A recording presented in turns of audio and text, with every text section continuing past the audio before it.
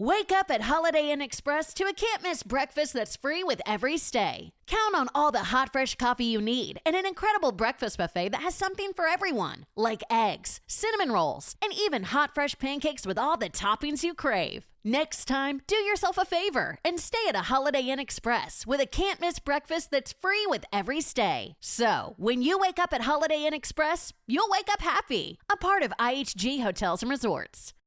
Trying to find your happiness this winter? Let Fiji Airways fly you there direct.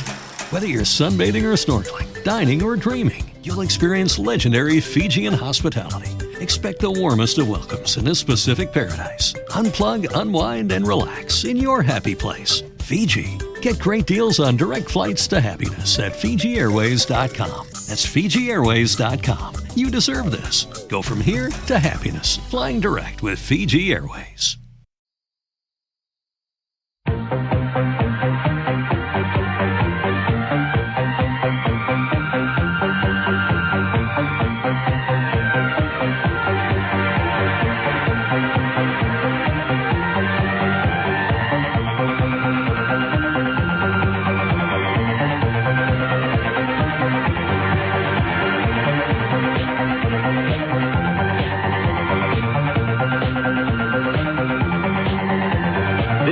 Special holiday rebroadcast of Coast to Coast AM with Art Bell.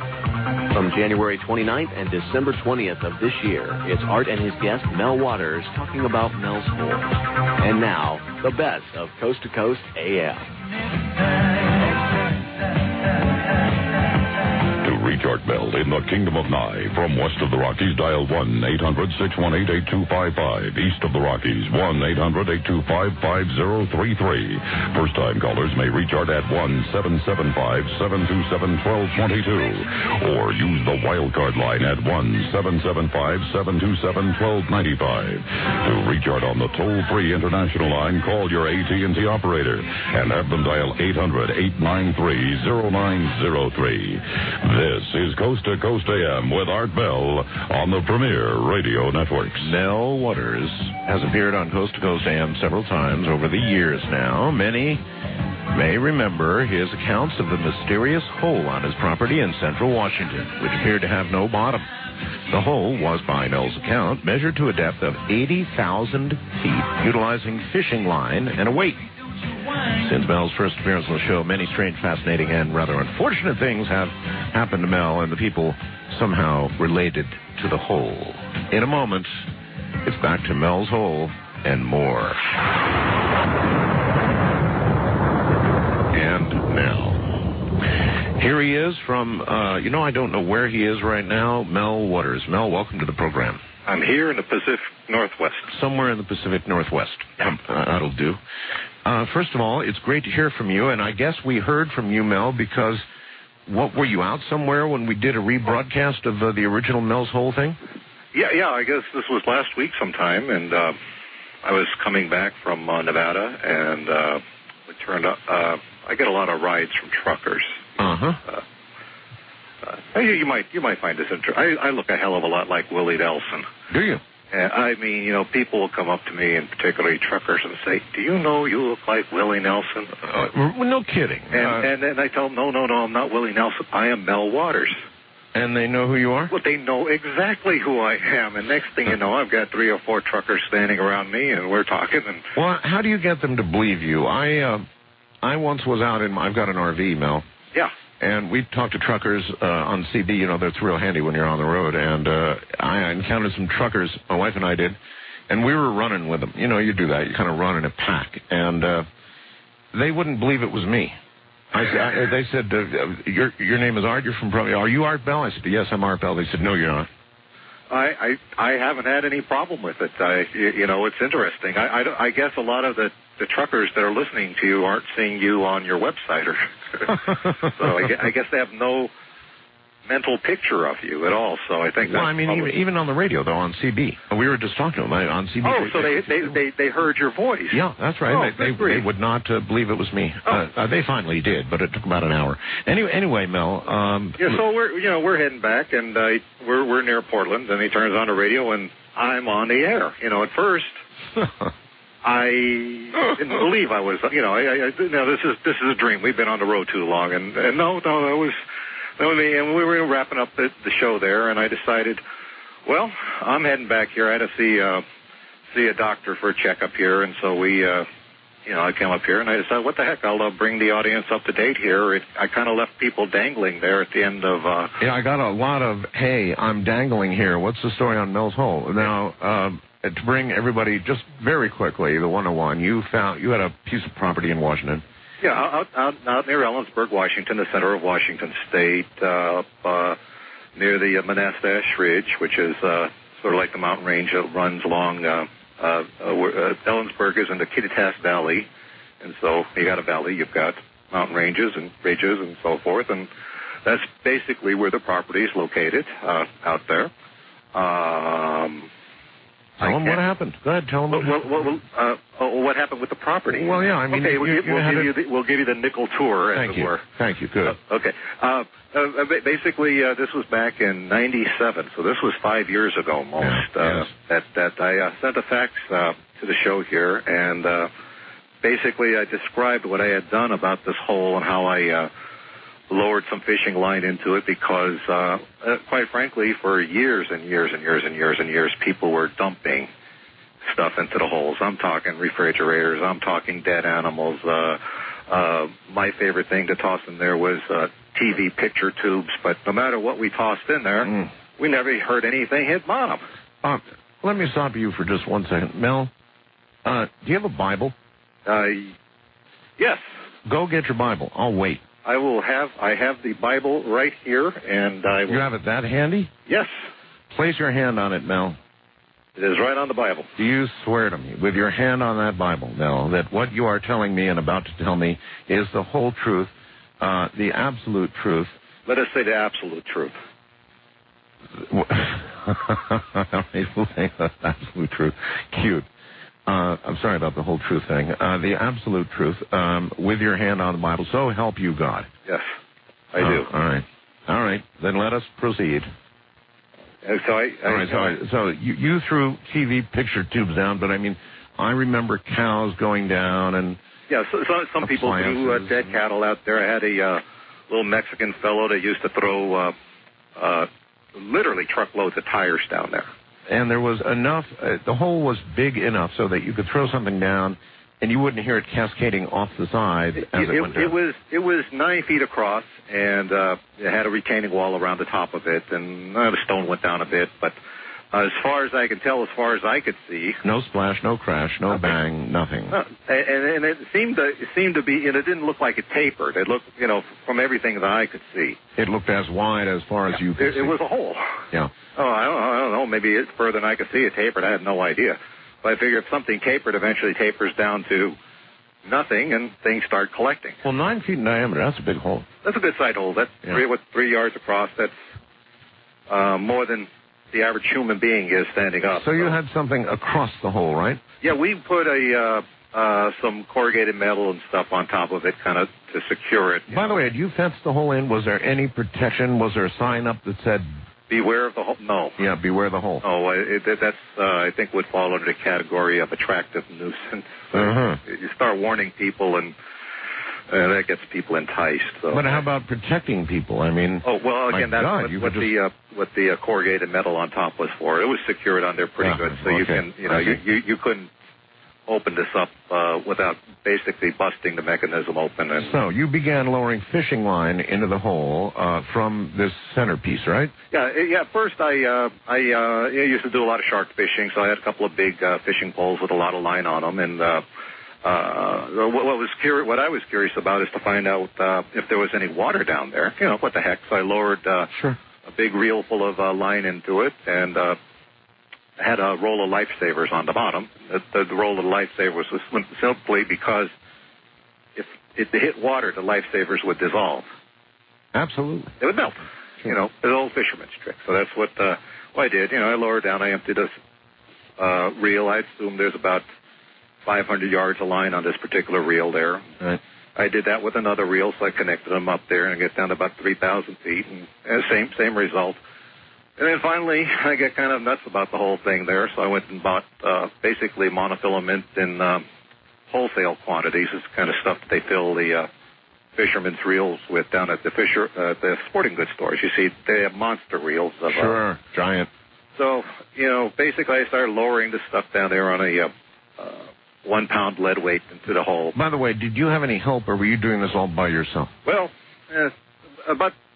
the project was conducted by myself. I didn't have assistance or anything. Yeah, like it was that. your own property anyway, right? It was my property. My wife was becoming estranged from me, so she wasn't hanging around or anything. I was just sort of out there at the property doing just to satisfy my own curiosity. And basically at the point where I had reached 80,000 feet of line into the hole, and right. I had a little, I don't know, for lack of a better word, I had a little widget that kept track of.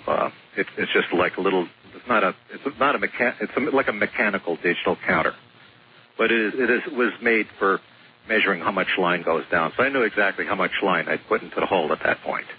Which was 80,000 feet. 80,000. 8,000 times 10, or 80,000, 80,000 feet. Something like 15 miles of line went into that hole. There are people who have questioned, you had a little weight, of course, on the end. Yeah, exactly. And then you had the weight of the line itself. Mm-hmm. Now, at some point, people say the line would be so heavy that you would have no idea whether you actually hit bottom or not. Well, yeah, I would think so. And again, the only thing is I do recall I got back to you, and what I did is I actually measured the weight of the line in the hole.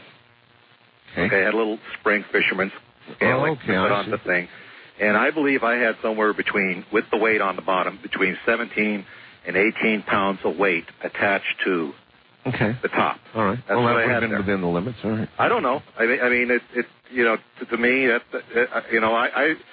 I think about it now, and I think about what I've been through, and I think about all these things here, and I don't know what to make of any of this stuff. I don't know why. I mean, I know that. Well, didn't you have somebody talk about they're drilling like these huge deep holes in Russia or something like that? Oh, absolutely. Yes. Okay, you got your deep holes there. I don't know what the depth of a hole is. The hole there has been there for as long as anybody can remember. If you talk to some people there, they say, "Oh yeah, this was there," from my grandfather's. There are people who say they're volcanic vents or whatever. Could be. It could be, but still, at 80,000 feet, no bottom to the hole. Now, this hole exhibited some, lack of a better term, paranormal aspects. Well, yeah, and I believe what I had noted was that, my dogs wouldn't have anything to do with it. They wouldn't go anywhere near it. Right. Birds didn't mess with the retaining wall. It's the kind of place birds like to go. They didn't go anywhere near it. That there were people that told me various things that, when I talked to them about it, one man claimed he had thrown a dog that died into it, and at some point after that, he was out there hunting around up there in the hills, and he saw the exact same dog just going through the woods like it was hunting with somebody. So the hole then brought the dog back to life. Well, is the idea. Now here's the thing here. I said, well, did you call the dog back to you? Mm-hmm. And did it come back to you? He said it looked like it was hunting with somebody else. That's what he said. Well, at least it was happy. It was there on the same places where he had gone to. Now, you believe so strongly in the powers of this hole, I know, that as one condition. Well, I'm getting ahead of myself. The government came and took your hole. That's what it comes down to. There was quite a period of time there where after the program, all hell had broken loose, and I was going back to the hole. I actually wasn't living when I had talked to you originally. I was not living on the property. We had just had a really major snowstorm, like 2 feet of snow in 24 hours, and most of my trailer buildings and stuff were all caved in on the property, so it was a real mess out there. Anyway, I'd taken an apartment in town, and so, it was the next day or whatever. I go back there, and, I'm driving up to my property, and even before I get anywhere near the property, I'm met by basically uniformed people who were telling me that there was a plane crash on my property, that they have to investigate and clear the accident, and that I'm, not to, they will let me know when I can come back. Now, bear in mind, everybody, this was immediately after our broadcast. Yeah. This is almost... Nobody knew about the hole until the broadcast. Immediately after the broadcast, next day he goes back and they're giving him this plane crash. And I said, I'm no dummy. I'm looking around. I don't see any smoke. I don't smell any smoke. And I didn't see any evidence of what would be a plane crash. So I'm pretty much believing they're handing me a bill of goods. Right. And, I said, look, this is my property. I want to get onto it. And basically there were some threats made against me that, I was being told that it would be fairly easy for people to find a drug lab on my property there. I'm basically a man who deals in herbs and Native American herbal medicine. So they're saying, like, back off, buddy, or we got you. And what could I do? Yeah.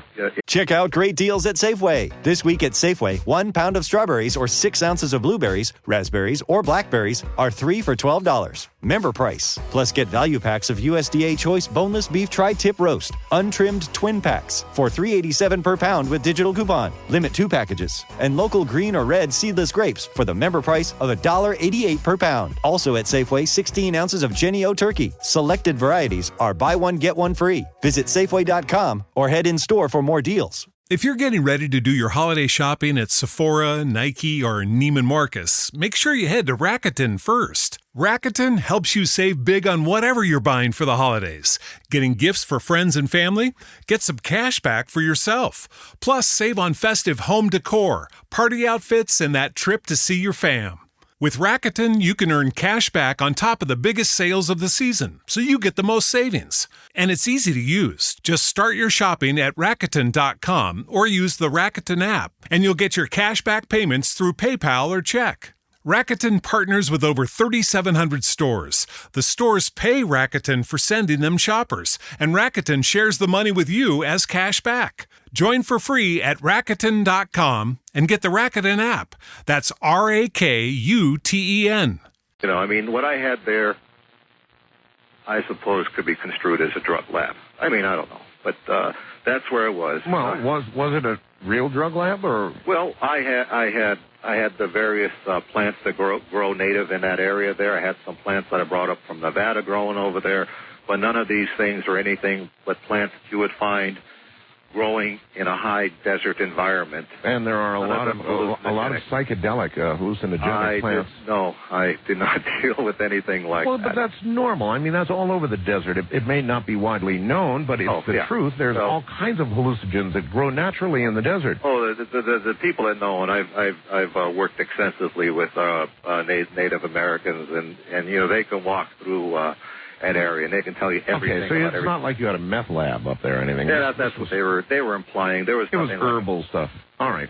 So they scare you the hell away. Then how did you come to make a deal with the government? How did that happen? I have a hard time figuring out what led around here. But basically, I wasn't going to back off. I was talking to the press. You are the press, Art Bell. And so what they did is offer to lease my property from me in perpetuity for a very healthy sum of money. And I'm talking like $250,000 a month to have use of the property. Yeah, that's $3 million a year. That's a lot of money. And, I had agreed for them to let me relocate in Australia, a place that I love and actually wish I could go back to, but that's neither here nor there. Well, you did, in fact, go to Australia because I had a couple of emails from you when you were there. I would contact you from time to time there just to let you know I was okay. And you were in Australia. Oh, I know that's true. So you had taken the money, and I figured you were probably sipping martinis in some nice Aussie outback location with lots of nice young Australian, and just having a nice life. Combing my beard and all that stuff. So what the hell happened? Well, and then I was doing well. I did a lot of good work over there. One of the things that I was allowed to do was to bring some of my plants with me. They sent you. Did they send you the money? Oh yeah, it appeared regularly in my account. I got the money, Johnny on the spot. It was great. They allowed me to bring my dogs with me which I don't know if you know about transporting dogs across the seas, but you normally can't bring dogs. I know.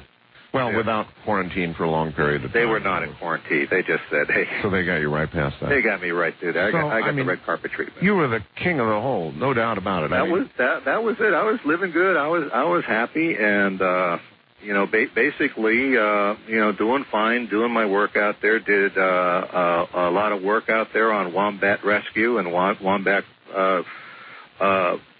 restoration there. It was great. How many $250,000 payments did they actually come through with? Well, I was there from I haven't tallied it up there, but I was basically there from March of 97 until right before the millennium. I mean, the year 2000. Okay. All right. So, Mel, hold on. We're at the bottom of the hour. I'm Art Bell. Mel Waters is my guest. Much more ahead. There's something happening here, but what it is ain't exactly clear. There's a man with a gun over there telling me I got to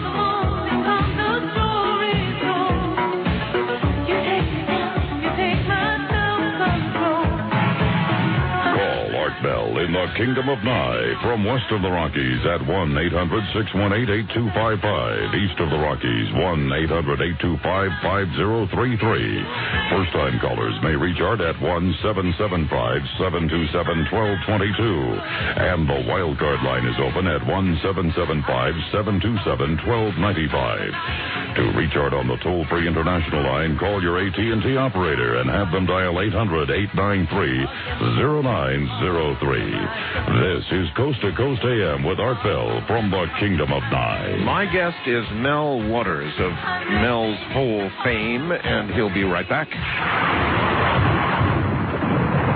Now, the keepers of the network vault of time information inform me that Mel Waters was originally on the program February 21st of 1997, then again February 24th, 3 days later. Then he wasn't on until April of 2000. That would have been when he came back to the U.S. So that's the timeline we've got. That sounds about right, Mel. So, they paid you, Mel, a lot of money. I mean, there were several payments of $250,000, right? Oh, yeah. Just nice as every month it was. Well, there. what the hell happened to all the money?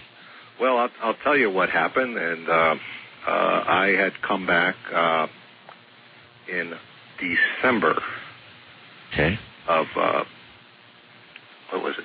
When was I was on? Would have been 2000. You were on right. April of 2000. So 2001. Well, it says 2000 here. Maybe the timekeeper. Okay, then it was right before the millennium. Right. Okay, so in 1990. No. This was the millennium. I mean, 00. In 1999, in December, I had come back. And I actually contacted you to appear on the air. Uh-huh. I was in the USA, and I thought we'd just kind of... Exactly.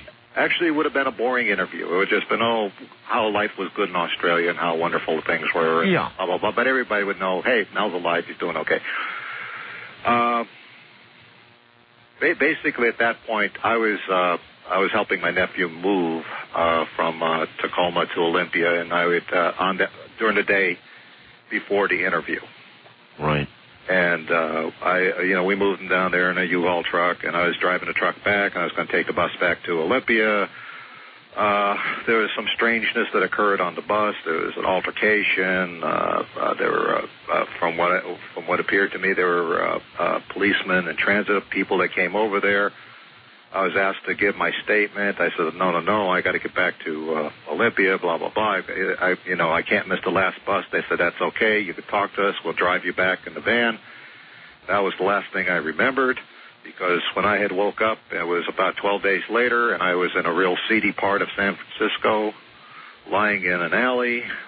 These winos were basically trying to get me to sing on the road again. Beaten up, as I recall. I was bad. I had no teeth in the back of my mouth, no molars. They were gone. A dentist, by the way, has since done some exemplary work for you. Do you like that? He gave me some state-of-the-art dentures. They are wonderful. So, you were abducted. You were beaten up. God knows what happened to you.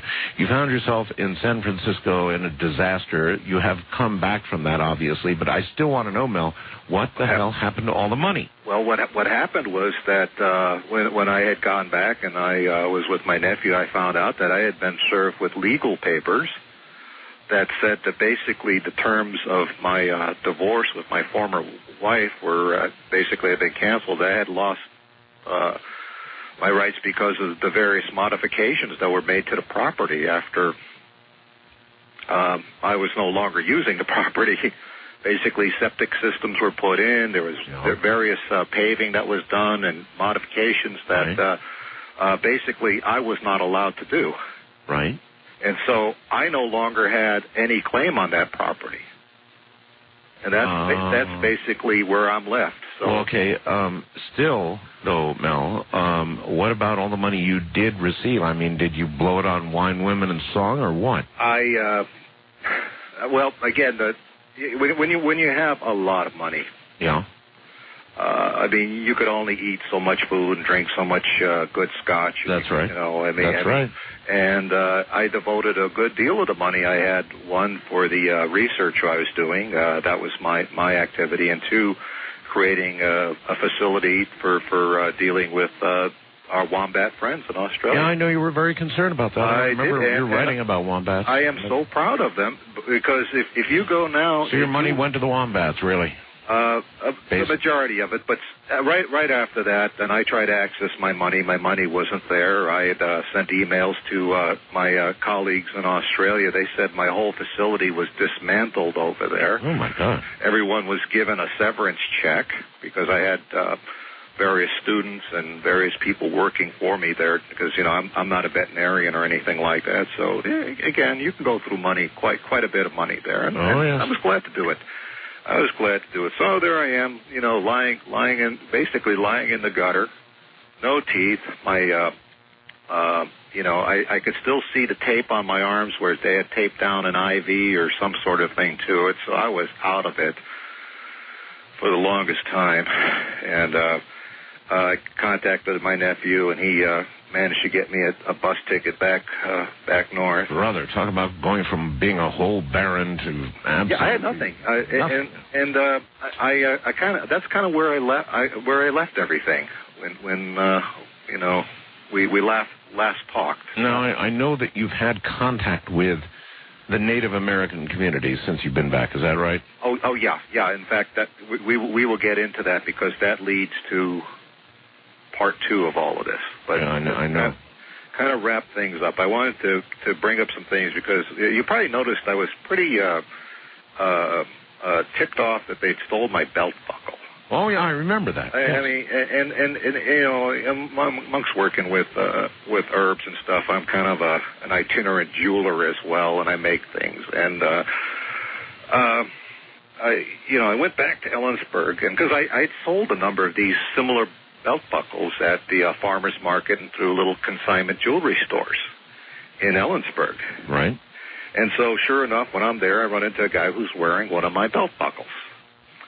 Now, and they were made with a silver fork, and yeah, you'd know your own work, yeah. Yeah. They were very unique, and this was kind of a little folk art thing, and I had. What is the point, though? Well, the point is that I kept on thinking, why would they take my belt buckle? Yeah. That was the thing. I mean, this was a very personal item there that would, I had another belt buckle on my belt. You see what I'm saying? Why take a man's belt buckle? Makes no sense. Yeah. So anyway, I run into this guy and I said, "Hey, you bought one of my belt buckles?" He said, "Oh yeah, I love this thing." Anyway, so we take a look at it, and we're looking at it, and basically the motif on there is I had 3 coins, that I had affixed to it in bezels. Right. There was a coin with Winston Churchill on it. There was a coin with Joseph Stalin. And there was a coin, dime, with Franklin Roosevelt. Rather distinctive, yes. Well, this was folk art representing the great conference that they had. Gotcha. So we're looking at the coins there, and we're noticing there it is a 1943 Roosevelt dime. Yeah. Franklin Roosevelt was still alive in 1943. That's a good point. In you're sure? Yes, absolutely sure. Absolutely sure. It was a 1943 dime. Well, that just makes no sense whatsoever. I found on my property, I'd cleared a land, I found that Nazi sort of gun there. It was a P-38 that I gave to the landlord as a deposit. I recall, yes. And we dig up all kinds of things, bits of metal and stuff like that. Well, I found one time I was digging around there and just rooting around, I found one of these red Chinese Lucky Money envelopes, the kind of Chinese give it to each other on New Year's? Yes. And it had 10 of these dimes in it. So I got 10 dimes, I'm making, these belt buckles. I put one in each one there. So we're examining this dime here with this fellow in Ellensburg, and it struck us at the same time. I mean, when I told you 1943 Roosevelt dime, you thought, okay, well, it couldn't exist. We had a dime that there's no way it could exist.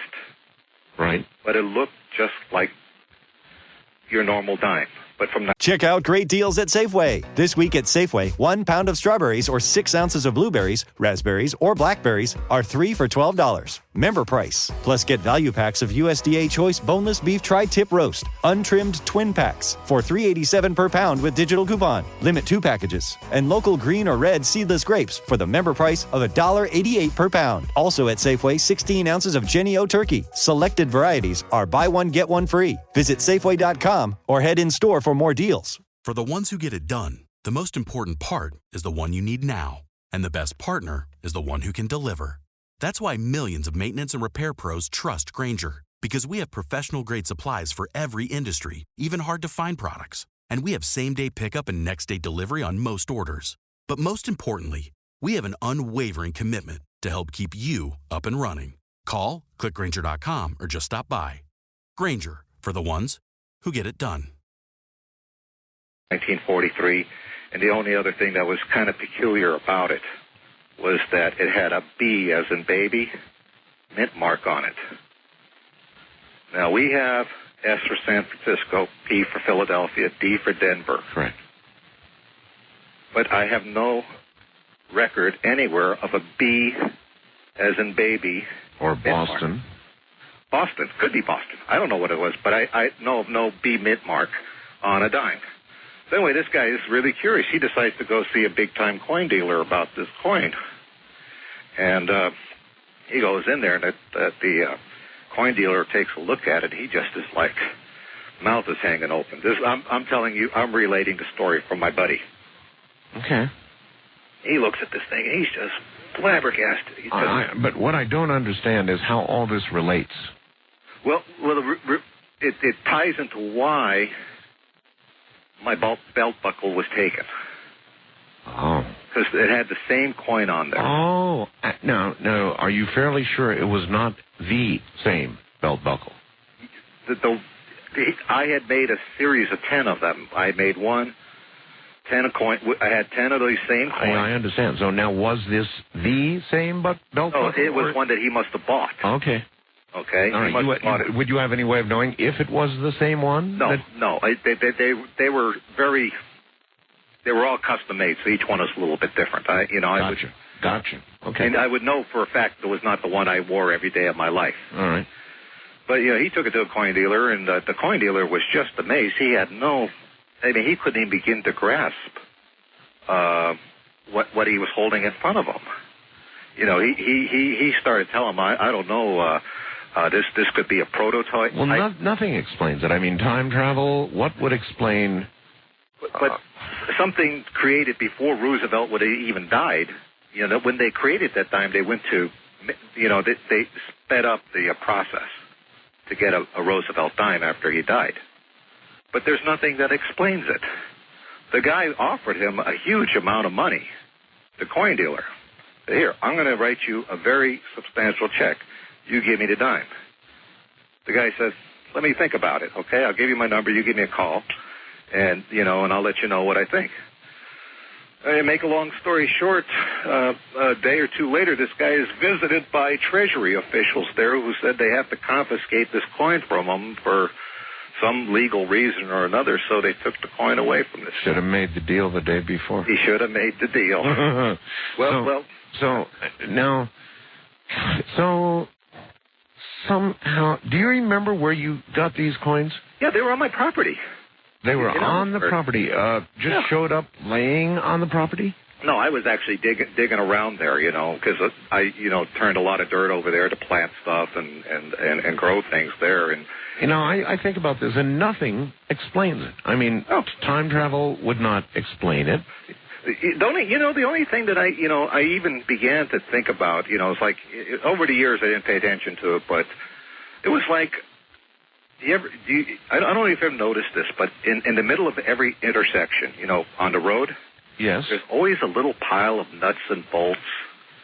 If you drive by, you'll notice them. Yeah. Little springs right in the middle of the intersection. Yeah. Stuff that falls off of cars. Right. And it seemed to me like that property was like that. All kinds of odds and ends were over there. I mean, why would I find an old... Well, it's strange that you would mention all of this now. I remember you're telling the story of your belt buckle being gone, but you didn't go into the detail about your belt buckle before. No, because I didn't know the significance of it. I just looked at it as a couple of old silver dimes. So suddenly you relate it back to the hole in the property. Exactly. I see. Exactly. So I got this, so that kind of explains why the buckle would be taken from me. I suppose so. It might be proof of something other than who it knows should be. What. Yeah. But that happened over there, and I just wanted to bring it up today. I haven't been able to track down my former wife at all. I mean, she is just like vanished. I don't know where she is. I don't know what name she's going under. I have no idea. All right, here's a question for you, Mel. Yeah. The military obviously still is in possession of your property, yes? Well, we have been saying military, we have been saying government. Whatever, whoever they are, they've got it, right? There is someone in possession of the property, yes. So if a person were to go to this property, they would be halted or stopped before they could go on and make any sort of investigation or whatever, right? I'm going to assume a number of things since I have not actually gone anywhere within 5 miles of the property since then, that there's a chain link fence around it. There's probably a sign that says agricultural research, do not enter, or something like that. That's what I'm going to assume. Okay? I'm also going to assume that what it looked like when I owned it or had it in my possession, it doesn't look like it now. I will also clue everybody into one thing. Art, are you familiar with the Terra server? Yes. That's the satellite imagery? Yes, you can get satellite imagery of almost any spot on Earth. Okay, you go to the Terra server. Yes. And you go see the pictures where my property is in the Monastash. All right, well, why don't you tell us how to do that? In other words, what specific photograph are we looking at? There should be a number or something. Well, yeah, I don't have that handy, but if you found Ellensburg, yes, and you zoomed out, so the picture got smaller, right, you will see where my property is, and it's very easy to see where it is. And in how would we identify it? Because it has been expunged. What do you mean? Those pictures do not appear on the satellite server, the ones taken in June of 2000. Well, instead, where your property ought to be, what do we see? 2 white squares. Are you serious? Absolutely.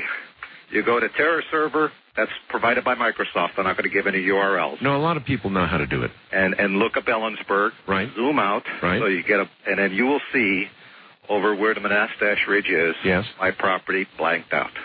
Actually, quite a bit. There's quite a few. Wow. So that is, you don't have to go by what I say. Oh, no. Listen, you one can of look my, at it yourself. Trust me when I tell you, one of my listeners, within the hour, I can guarantee will find the exact photograph you're talking about, if it exists. Yep. Send me the URL, and or send Keith the URL, and we'll get it up and take a look. And you're claiming it's not there. But it has been expunged. Well, expunge away they might, but that still would identify the exact location. Well, it still covers a lot of ground there. But where it is, and I assumed that because this picture was taken in 2000, okay, I believe it was in June or something of 2000. Right. That there's been a lot of differences made in that area. And none of these, see, you get a really good picture on the Terra server. Oh, well, yeah, pretty good. You could basically see a car on the road with the Terra server. Yeah. That's from the satellite. So, I mean, you would see a hole. You would see outbuildings. All right. Let's direct people again. Let's say it again. So listeners who want to go to Terra server right now and help us out, tell them where to go again. Look up Ellensburg, Washington. Then? And then you just zoom out on the town until you see the the white squares where my property would have been. And that would be exactly on the Monastash Ridge. All right, there's a good piece of evidence we can go hunting for. Just go there, but whoever controls the satellite and releasing it to the Terra server people decided not to let them have these pictures. Oh, isn't that something? Okay. So I mean, every listener can do this. I mean, I've had, people want to go out there, and the only thing I tell them is don't go there. I mean, I don't know what's going to happen to you. I don't know what people will do to you. Going to be nothing but grief of one sort or another. I mean, it's these guys to go to Area 51.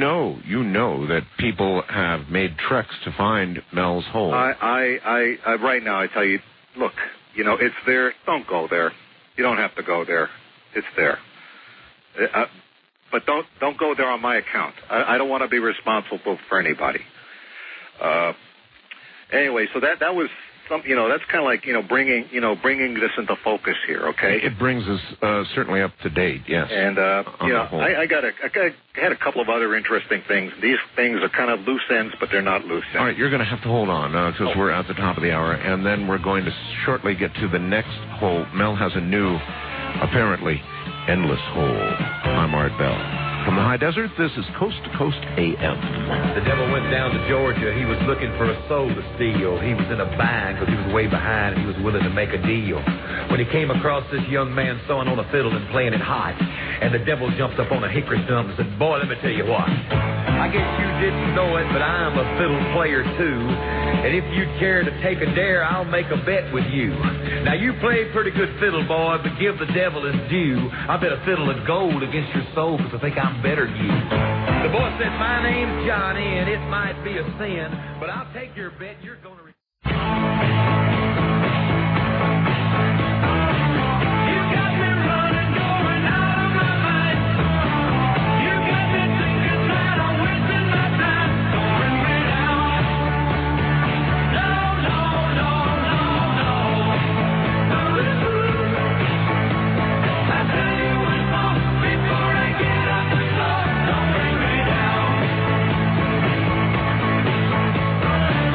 You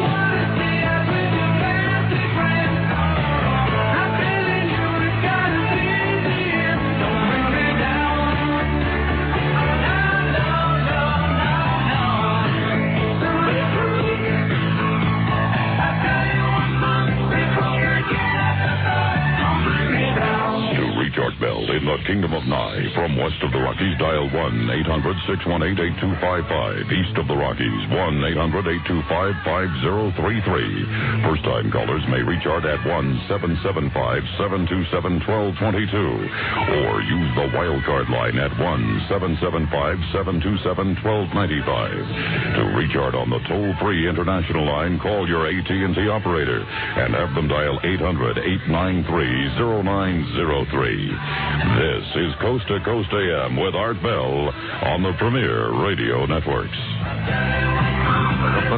Well, folks, for a short time, it would appear as though we brought the entire Terra server down. However, enough of you went and looked, and we believe we found the frame in question. Keith has it posted right now.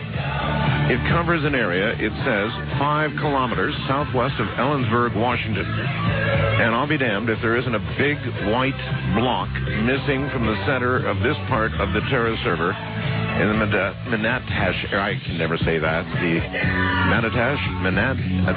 anyway, the area that he was talking about. We've got the link up there on my site right now. Go to artbell.com, go to program, tonight's guest info, and you will see related link, Terra server image of Ellensburg, Washington, and there is a big missing area. Now, whether this is it or not, I don't know. We'll ask Mel in a moment, but it's on my website right now. Thank you. Sorry about that, Terra server.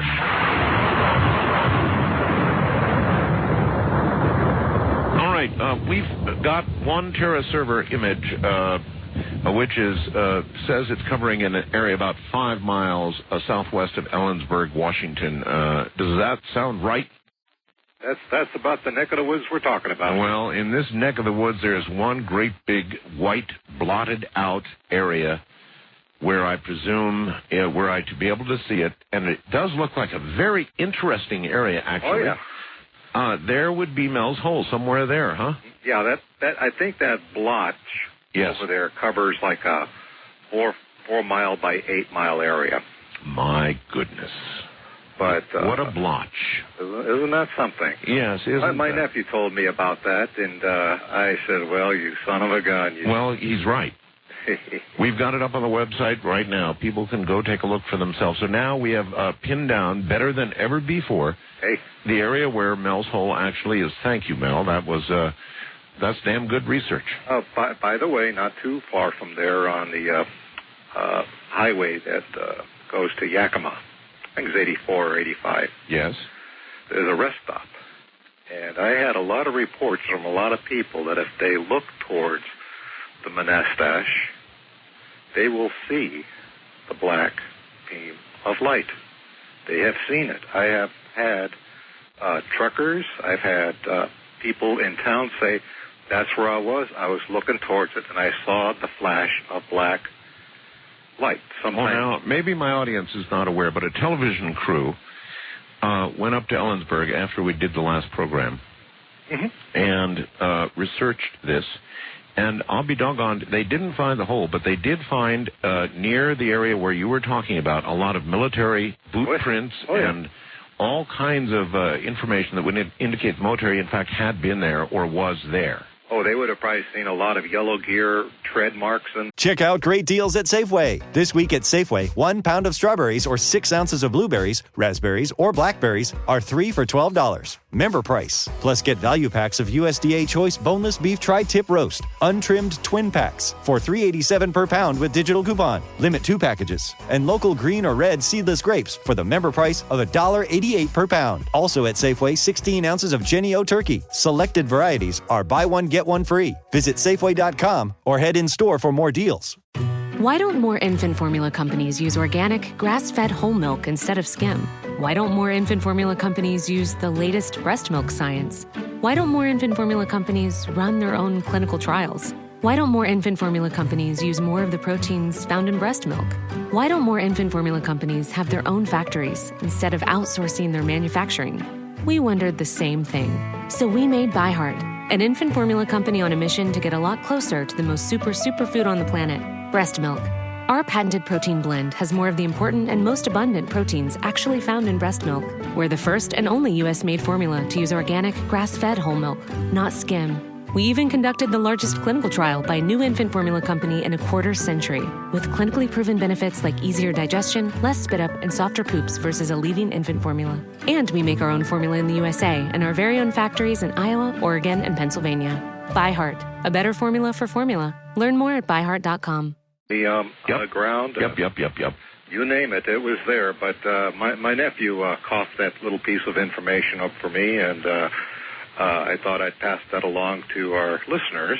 Well, wait till people get a load of this. And they can ask, why is it that pretty innocuous? I mean, from all intents and purposes, there's not a military base right there. Well, who knows? Well, I mean, you know what I'm saying. Not an obvious one. Very close to my property there was the Yakima firing range. And I will tell you that they have expanded the area of the Yakima firing range and also expanded the fly zone over it. Correspondingly. Isn't this also interesting? It's all there. Well, all right. Earlier in the program, before you got on, Mel, somebody fast blasted me, and I consider this a really good question. Okay. It is, what are the odds of any single one person finding two apparently bottomless or endless holes in one lifetime? The odds against that have got to be gazillions to one. But then Oh yeah, in fact, so you can't even consider odds, That's right. So outlandish. And by the way, one other thing before we even get to that, Richard Hoagland called at the top of the hour and said, you know what, Art, you're right. Normal time travel could not explain what he just talked about, but there is one thing that could. And that is? A parallel universe. That is to say, a universe in which similar things occurred, but with very different outcomes. And a lot of our best scientific minds now, Mel, are saying that, indeed, that could very well be the case. There could be a universe in which the Nazis won the war. And so there could be a universe in which the dime that you came to be in possession of on that property. So the B on it might have stood for Berlin. There you go. Oh, my God, Berlin. B, I forgot about that. All right, listen. Anyway. So there we are. And the only thing, a few things I will add to this, just to get us current, okay? Yes. Is that I had reports from some of my trucker buddies. One said he delivered a huge quantity of fiber optic cable. Really? To a warehouse in Ellensburg. Now, okay, I don't know. We're talking a huge quantity of to a warehouse. Now, let's see, what might they want to do with fiber optics? But he told me that all the guys that were there, that were in the office there and at the warehouse where he had to unload this stuff, they were all Israelis. What? They were all Israelis. Now, it's really going to tick me off if the Israelis have our hole. Well, this is what he told me. I mean, that is our hole. It's a U.S. hole. It's on our land here. That's right. But he said that the people that took delivery of that were Israelis. Now, I talked with another trucker.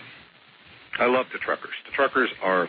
I can tell. I love them. They're good guys, I know. Oh, they're the best in the world. They are. They actually are. Delivered, apparently, to the same warehouse, a number of crated instruments, large crated instruments from Lawrence Livermore Laboratory. Oh, gee. California, ended up in a warehouse facility in Ellensburg. So that's pretty much where I am with Ellensburg. I told you about the coin. I told you about the deliveries. Yes. Pretty much up to date. Now it suddenly brings the whole belt buckle thing down in San Fran into focus. My God, that's incredible, man. That's incredible. I mean, it's funny, Art. You look at some things and you don't put two and two. You say it's a dime. I mean, I told you about it. It's a 1943 Roosevelt dime. Yeah. What the heck? That's a dime. What are you, going boo-hoo about your dime? Until you realize... Well, it finally all drove it home to me. All right. Again, that was me too. I had these things in my hand. I did little soldering around them and stuff. I mean, sure. So don't feel bad. All right. Now, in view of time here. Okay, let's move this forward. Let's. You connected, obviously, because I guess of the plants that you grow, the herbs and all the rest of it, with Native Americans, right? Yeah, and all I'm going to tell you about them, I don't want to give the name of the tribe because I don't want a bunch of people running down to meet their... these are very poor people. As you know, a lot of the Indians on the reservation are very poor people. Now, this is in Nevada, right? In Nevada. Okay. Here in my state. And there are tribes up there that... Well, because of the kind of work you did, the metallic work you did in belt buckles and the herbs you grow, I can easily understand the connection you would have with some Native Americans. So you connected with these Native Americans. Well, they connected with me. They actually contacted me through email. Oh. And said, look, would you be interested in coming down and discussing with us, what you're doing, the research that you're doing, and, talk about, I have believe me, Art, I have no commercial interest in this at all, but they do. Okay, that's fine. Okay? Fine. There's not going to be a patented bottle of Mel's magic elixir here, okay? Okay, fine. This is their thing. But we swap notes, we talked around a lot, and there are some specific... they knew who you were because of my program because and of the show. Press coverage, and okay. So I went down there, and this was in early September of last year. Oh, okay. So this was actually before 9/11. Right. Okay, but shortly before that. Early September. I was pretty much incommunicado basically during that whole time, and strangely enough, so a lot of this stuff is news to me. All right. So, we're over there, and, they had done a lot of good work. They had cataloged a lot of plants. We talked plants. I'm sure all this plant stuff is boring.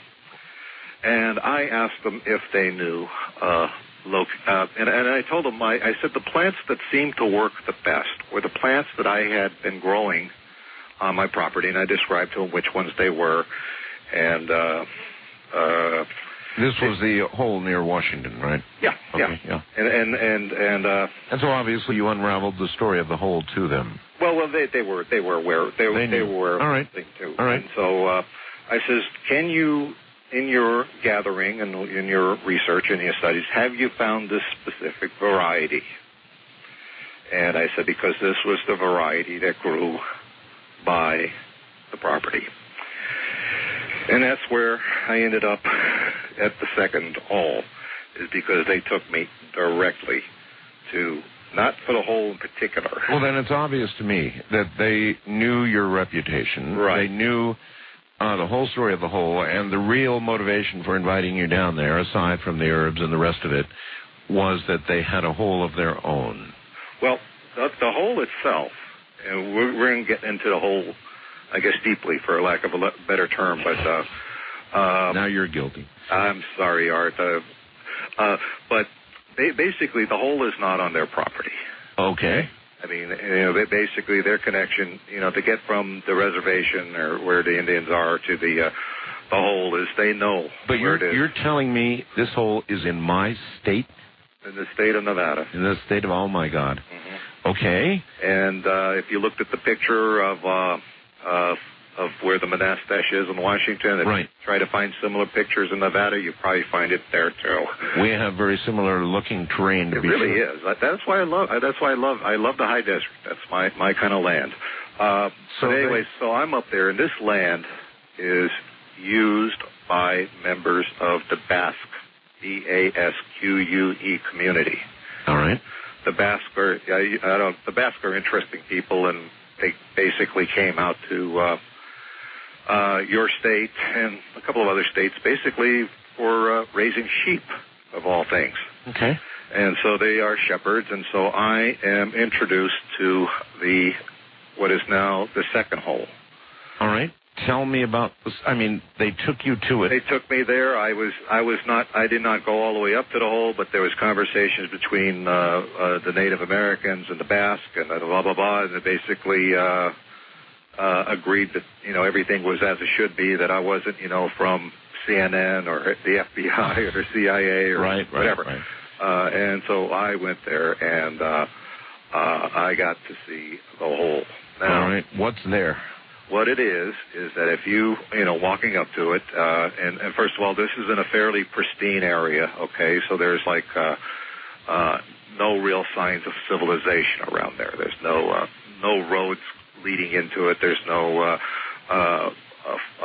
telephone wires, nothing like that. I mean, we're talking pristine area. Right. No signs of, except for their habitation, no signs of habitation. Gotcha. Okay, you're walking up to it, and what you see sticking out of the ground is a 9, well, the hole itself is the same dimension as the one in Ellensburg. It's wide. 9 feet in diameter? 9 feet in diameter. This one had a metal collar around it. A metal collar? Solid metal collar. That rose from about 2 feet high and about 2 feet deep. Metal collar, and it had some notches in it that you could look like, in my estimation, you could mate something with it, to lock it in place. It could possibly have been like a locking collar. You mean something was, in other words, it looked like something intended to lock to it from above?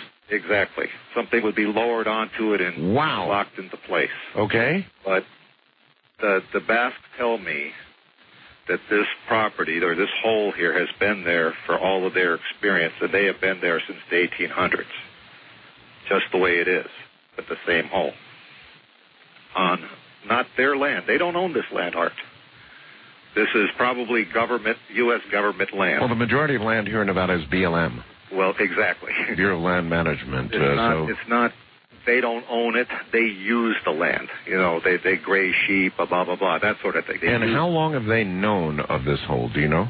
Well, again, the one fellow I know says he knew this from when he was a young man, and he was well into his late 80s. And so he knew it from probably for the last 70 years. All right, because of what you did, we know a lot, at least quite a bit about your hole up in near Ellensburg. But this hole, what do we know about this hole other than its diameter? It's the diameter, and apparently it is lined with that same metal as far as you can see. You're kidding. It is solidly lined as far as you can see. So this is not a natural hole by any stretch. There's nothing natural about this hole at all. Nothing. Can you tell what kind of metal it is? No, but I'll tell you one thing, and it was kind of an accident. But I dropped the box wrench on it. Right. On the ledge. Yes. Made no noise. No noise whatsoever. You drop a box wrench on a metal floor. Clank. Clank. Nothing. We repeat the experiment. Clank. Nothing. It makes no... You could pound on that thing with a sledgehammer, and it won't make noise. Okay? Oh, Mel. This is what I'm telling you about right now, is that this one here is so different from the one that I had in Ellensburg. Like, totally different. Mostly because of this metal around it. But well, when you touch the metal, does it feel metallic? Is it cold as metal? Oh, this wow. This is interesting because a lot of the fellows that are there, and there was 5 of us that towards the end of it, and started with 2 and we ended up with 5. But what they say when they're up there, even in the wintertime, they can put their tent and sleeping bag right up against it, keep them nice and warm. Warm? Yes. It keeps them nice and warm, but it is not hot. It's not like a fire hot. But the metal itself over there radiates. I don't even know how to describe it there. In other words, if you touch it with your hand, is it hot, or does it just produce radiant heat that? There is heat around it, but it itself is not hot. How does that sound? This is really weird, Mel. So they are, that's what, that's the thing there, and so we have this, hole in there, and again, from my understanding, they have known about that hole up there. It's it has been known since the 1800s. It has been known exactly the way it is. I can tell you that some of the people that I talked with towards the end of everything on my way back said it was a spiritual site for them up there. I asked the native... Spiritual site. All right, hold it right there, Mel. Good cliffhanger point, so to speak. Sorry about that. Mel Waters is my guest, and we're beginning to hear about a second hole, oh my goodness, right here in Nevada.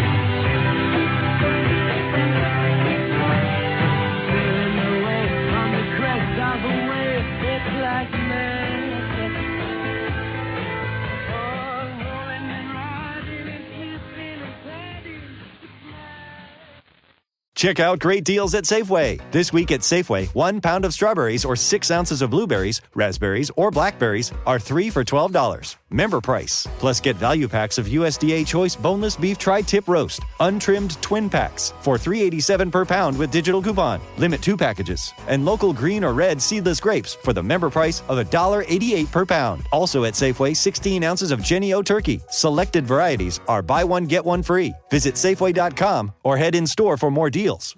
Every day my employees get scam emails. I wanted to protect my business and clients, so I checked out CISA's Secure Our World. They've got 4 simple ways we can protect our businesses from online threats. Learn more at cisa.gov/Secure Our World.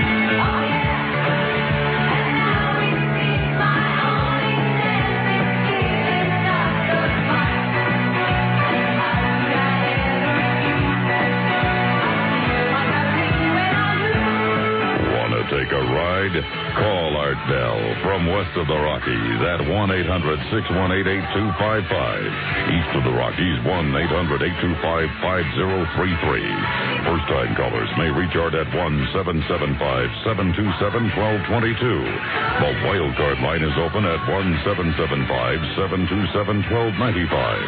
And to call Art on the toll-free international line, call your AT&T operator and have them dial 800-893-0903.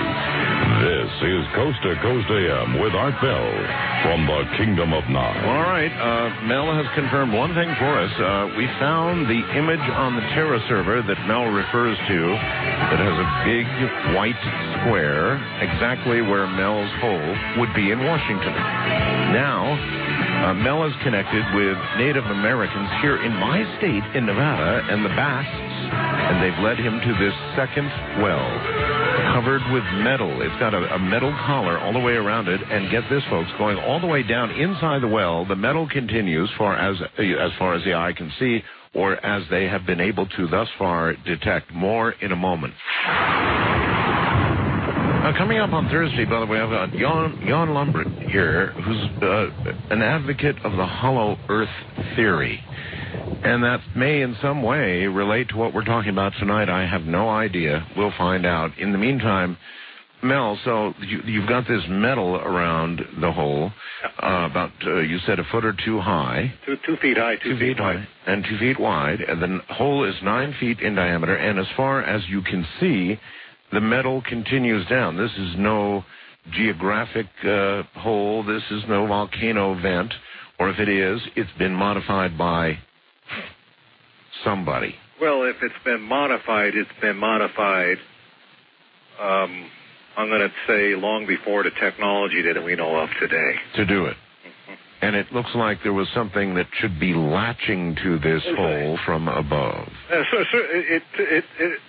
I'm going to call the thing on top of collar, okay? And that's we'll call it the collar, all right. And it looked like there's notches in it, and it looked like you could lock something into place or line something up in it. Gotcha. It didn't move. I mean, the whole thing was solid. It's solid metal. But there are places where there are notches in it, and something is meant to orient, my opinion. All right. Okay. What did the Basques or the Native Americans tell you about what they knew of the depth of this hole? In other words, I'm sure they've thrown things into it or have experimented with trying to find out how deep it is or something, right? Well, actually, they didn't do anything with lowering line it or anything to it, but they did relate to me the same phenomenons as that I had described, the fear of animals going by it, Their dogs won't do it. Nothing. They have nothing to do with it there.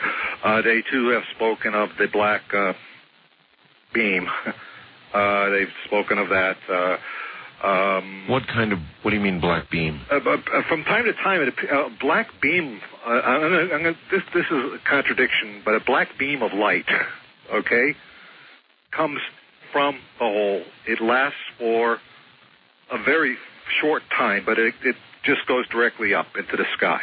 And when you look at it, it looks like a black beam. In other words, as opposed to a lighted sky. If you had a flashlight and it was capable of throwing off a black, not a black light like we used to have back in the 60s, you know, with all that stuff, but black, solid black.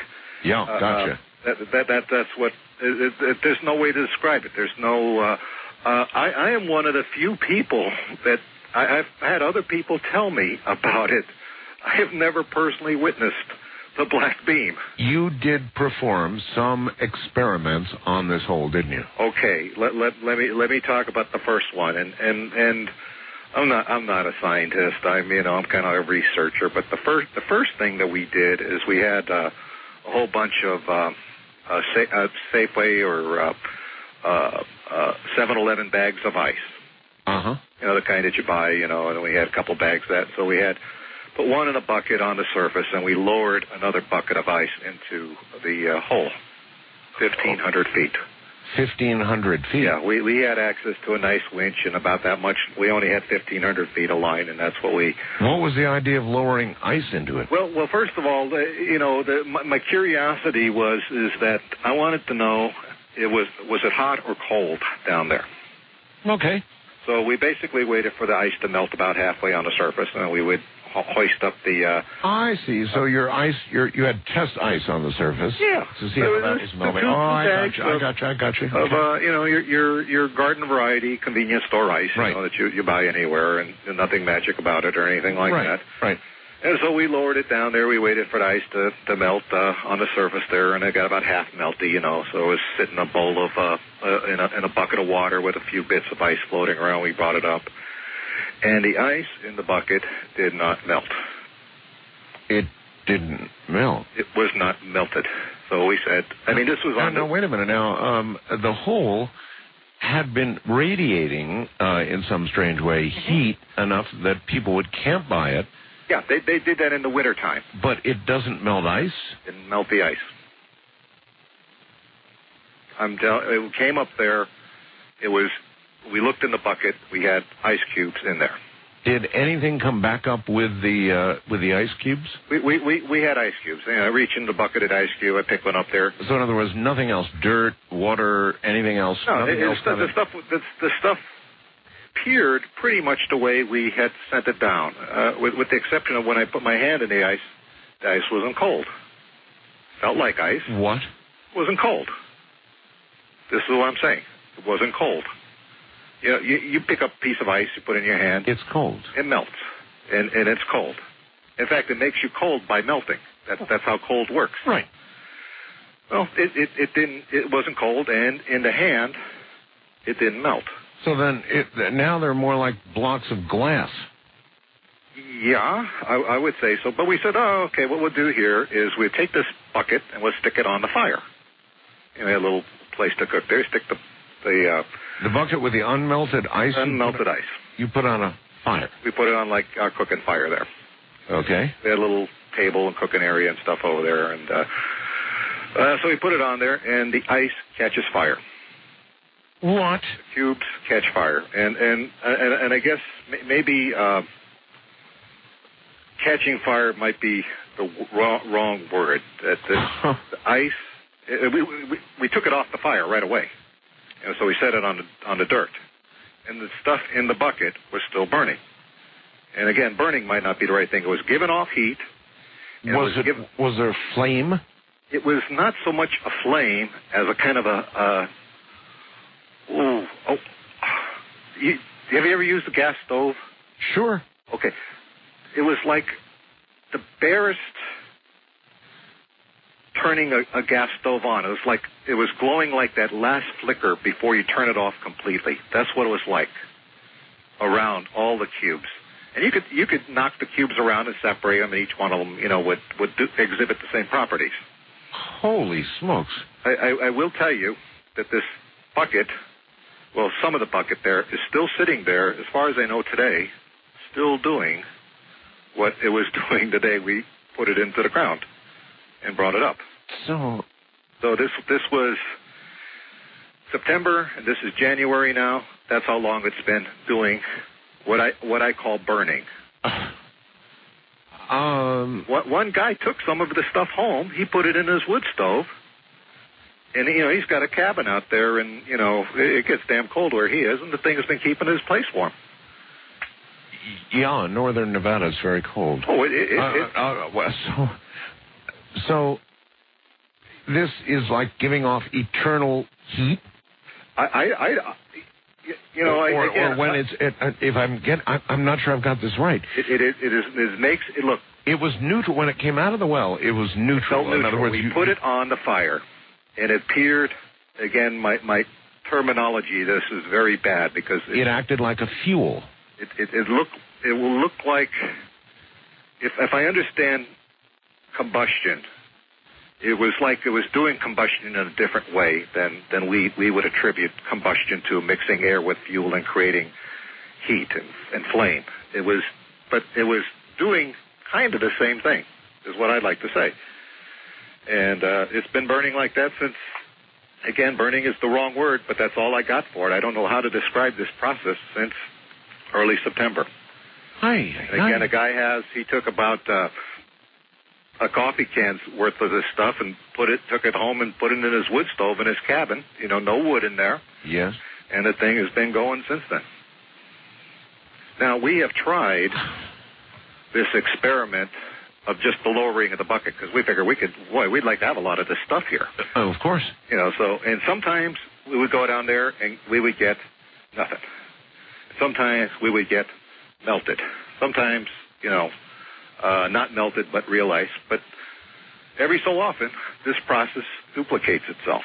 So we come up with the same thing. But it isn't like, every time you throw, you lower a bucket full of stuff there that it's going to happen every time. It doesn't happen every single time. A quarter of the time? An eighth of the time?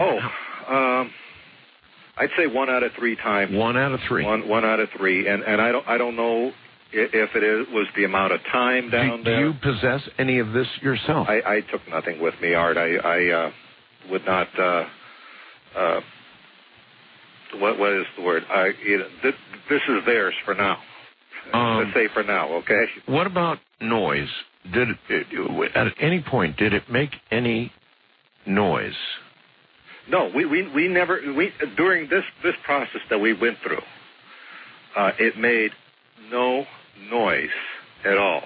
It made no noise, and we did not notice anything from the surface, anything particularly unusual. Okay, at all. I mean, there was, it's just, but. Were there any markings on this metal that were discernible? In other words, anything marked or scratched in English or any other language? Well, we went at it with a hacksaw blade. You couldn't hacksaw it. You couldn't even dent it? No. The metal itself, from what I can determine, and I mean, normally if you have a metal thing that's hollow, you could tap on it, and you would hear that it's hollow. Right. But with this thing here, if you're beating on it with like a tire iron, it doesn't make any noise. That doesn't give you a gauge as to whether it's hollow or not. So it was absorbing probably all noise. I mean, there would have maybe just sucking it up.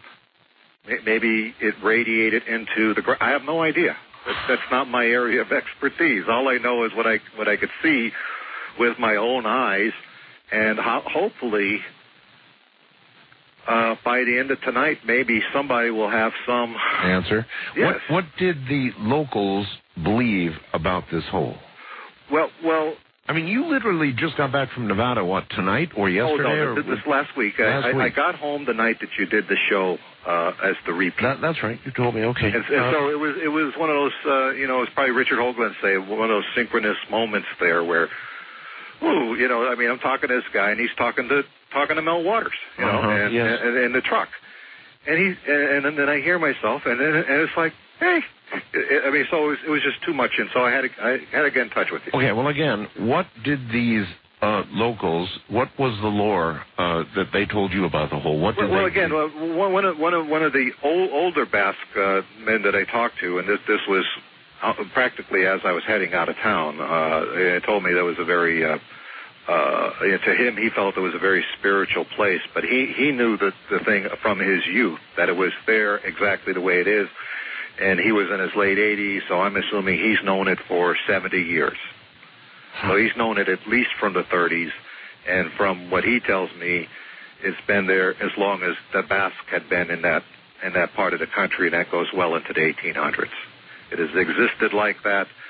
To be honest, the Native Americans that I talked to were aware of it, but they did not want to deal with it. They did not want to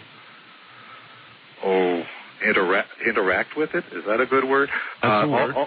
All they would do is pick some of the various plants that I needed that were in the general vicinity of it, because I wanted very specific ones that I had recommended, and they knew of them.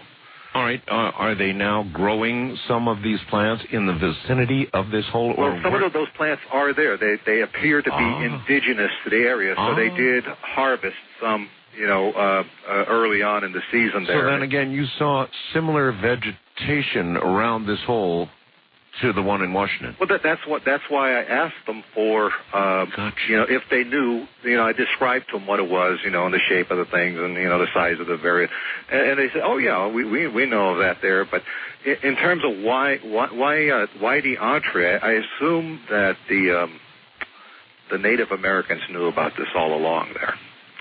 And I assume that they must have had some conversation with the Basque there that, would this be okay? Are you interested in this guy? Blah, whatever. And apparently there was no objection, so I have access to this property. Well, but I want to respect my access, okay? What about an experiment, Mel, similar to the one you did in Washington, lowering some sort of line, or better yet, some sort of camera on the end of a line, or we didn't do that between the Basque and the Native Americans and me. We don't have too many nickels to rub together, but I will tell you what we did do. One of the Basque kind of a wise acres, he wanted to lower some marijuana into the hole and see if it would improve its smokability. So then it would be a pothole, right? Well, I guess it could be. I hadn't thought of it that way, but he wanted to do that, and one guy wanted to be lowered into the hole himself. Well, now you see, in the hour preceding your I heard that. Oh, did you? Two people who would actually like to be lowered into such a hole. Now I know that you believed in the powers of the hole in Washington to the degree that in the original agreement, now voided, I suppose, you were to be, upon your death, buried by being dropped into the hole, right? How I wanted my remains to be dealt with, yes. Now, that apparently is not going to happen because of subsequent events. Oh, I've got another place to go now. Would you really want... Yes, would you really want to be... I suppose, with some ceremony, dropped into the hole? Hey, just give me a decent... I don't know what it is when you put someone in a hole. Is that interned or... I don't know what you'd call that. I don't know either. Well, one of these guys wanted to go into... literally, he wanted to be lowered into the hole. He wanted to, be put in a gondola or something and lowered, from the winch into the hole and go down as far as we had line, which again was 1,500 feet. I can assure you, Mel, we could get sponsors for you who would get you all the line you need. Hey, look, we talked them out of going into the hole because we said, look, see what it did to the ice? That's a good point. It says, we sent a bucket of ice down into this hole, and it's sitting up there on the surface burning. I mean, what are you made out of mostly? Water. Water. What's going to happen to a human being down there? What properties are going on over there? Yeah, they had, but I mean, the Basques are, as a race, are fearless.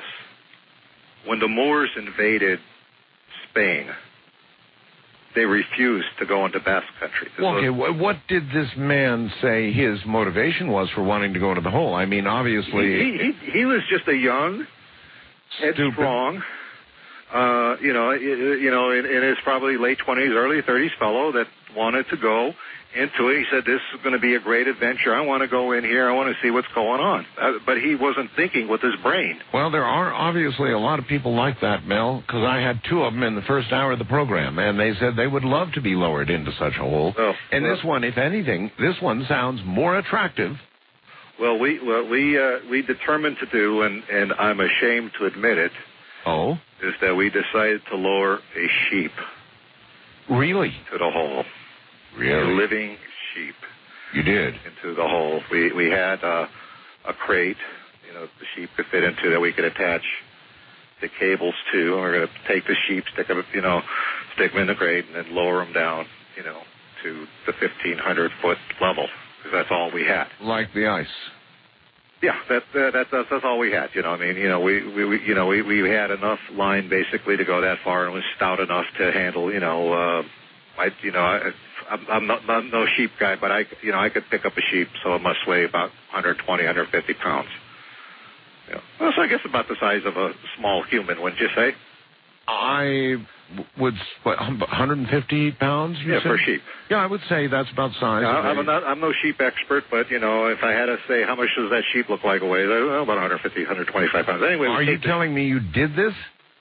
I'm telling you that we, first... All right, I'll tell you what. Don't say a word. Good place to hang everybody up. Be sure they're here next hour. Did he really lower a sheep 1,500 feet into the endless hole? Hey, life, look at me. I can see the real sky. But took me out of my world. I woke up. Suddenly I just woke up. With a hat on me. When you find that you love the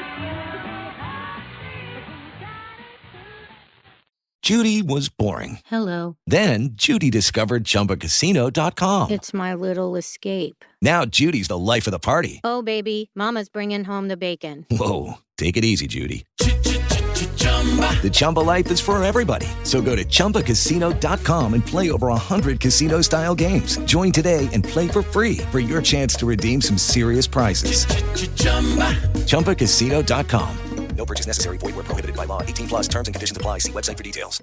Hey guys, it is Ryan. I'm not sure if you know this about me, but I'm a bit of a fun fanatic when I can. I like to work, but I like fun too. It's a thing. And now the truth is out there. I can tell you about my favorite place to have fun. Chumba Casino. They have hundreds of social casino style games to choose from with new games released each week. You can play for free anytime, anywhere. And each day brings a new chance to collect daily bonuses. So join me in the fun. Sign up now at ChumbaCasino.com. No purchase necessary. VGW. Void where prohibited by law. See terms and conditions. 18 plus. It was all I hoped it would be. On Monday morning couldn't guarantee that Monday evening you would still be here with me. Monday, can't trust that day. Want to take a ride? Call Art Bell from west of the Rockies at 1-800-618-8255. East of the Rockies at 1-800-825-5033. First-time callers may reach Art at area code 775-727-1222 or call the wild card line at 775-727-1295. To talk with Art on the toll-free international line, call your AT&T operator and have them dial 800-893-0903. This is Coast to Coast AM with Art Bell. It is. Mondays can be pretty strange. Tuesdays, obviously, as well. And Wednesday mornings early, definitely. My guest is Mel Waters of Mel's Hole fame. And now we've got a new hole. And this one's really something. And something about a sheep coming up in a moment. All right, just about to get back to Mel Waters, and he had brought up the subject of a sheep, which apparently they were considering lowering 1,500 feet into the hole. Now, we were having fun last week with Mel's Hole, talking about it a little bit. We knew he was going to be on. And somebody said, well, why not toss a cat down Mel's Hole and see what happens? Now, of course, you know, I'm a cat lover, and so this is not cruelty, because nobody is seriously suggesting tossing a cat down Mel's Hole, but some very creative person with a sound blaster and some talent and a little manipulation created what it would sound like if a cat were to be tossed into Mel's Hole. It's meant, obviously, as pure comedy. This is not actually a cat being tossed into Mel's Hole, but here is the way he represented it would sound.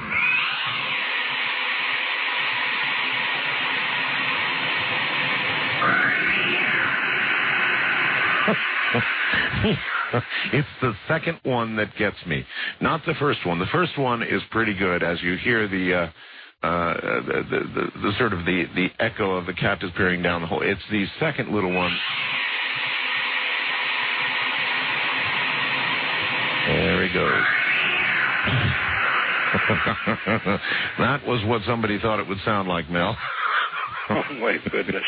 Anyway, so you decided that you would lower a sheep 1,500 feet down as low as the ice had gone into the hole. Well, we had decided that we were going to take the sheep and put them in a crate and lower them into the hole. We led the sheep to the hole, and it just started freaking out. I mean, you know, we didn't make... Like every other animal. Yeah, but I mean, it was like totally...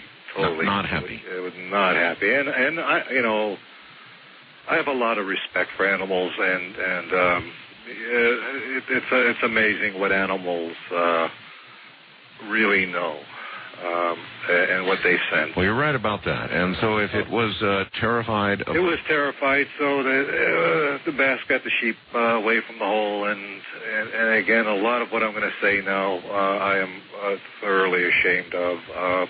And that's all right. Just give us the raw truth. He basically stunned the sheep by knocking it between the eyes.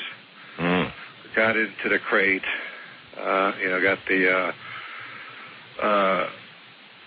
cable and line hooked up to it, so it was all securely attached. And right.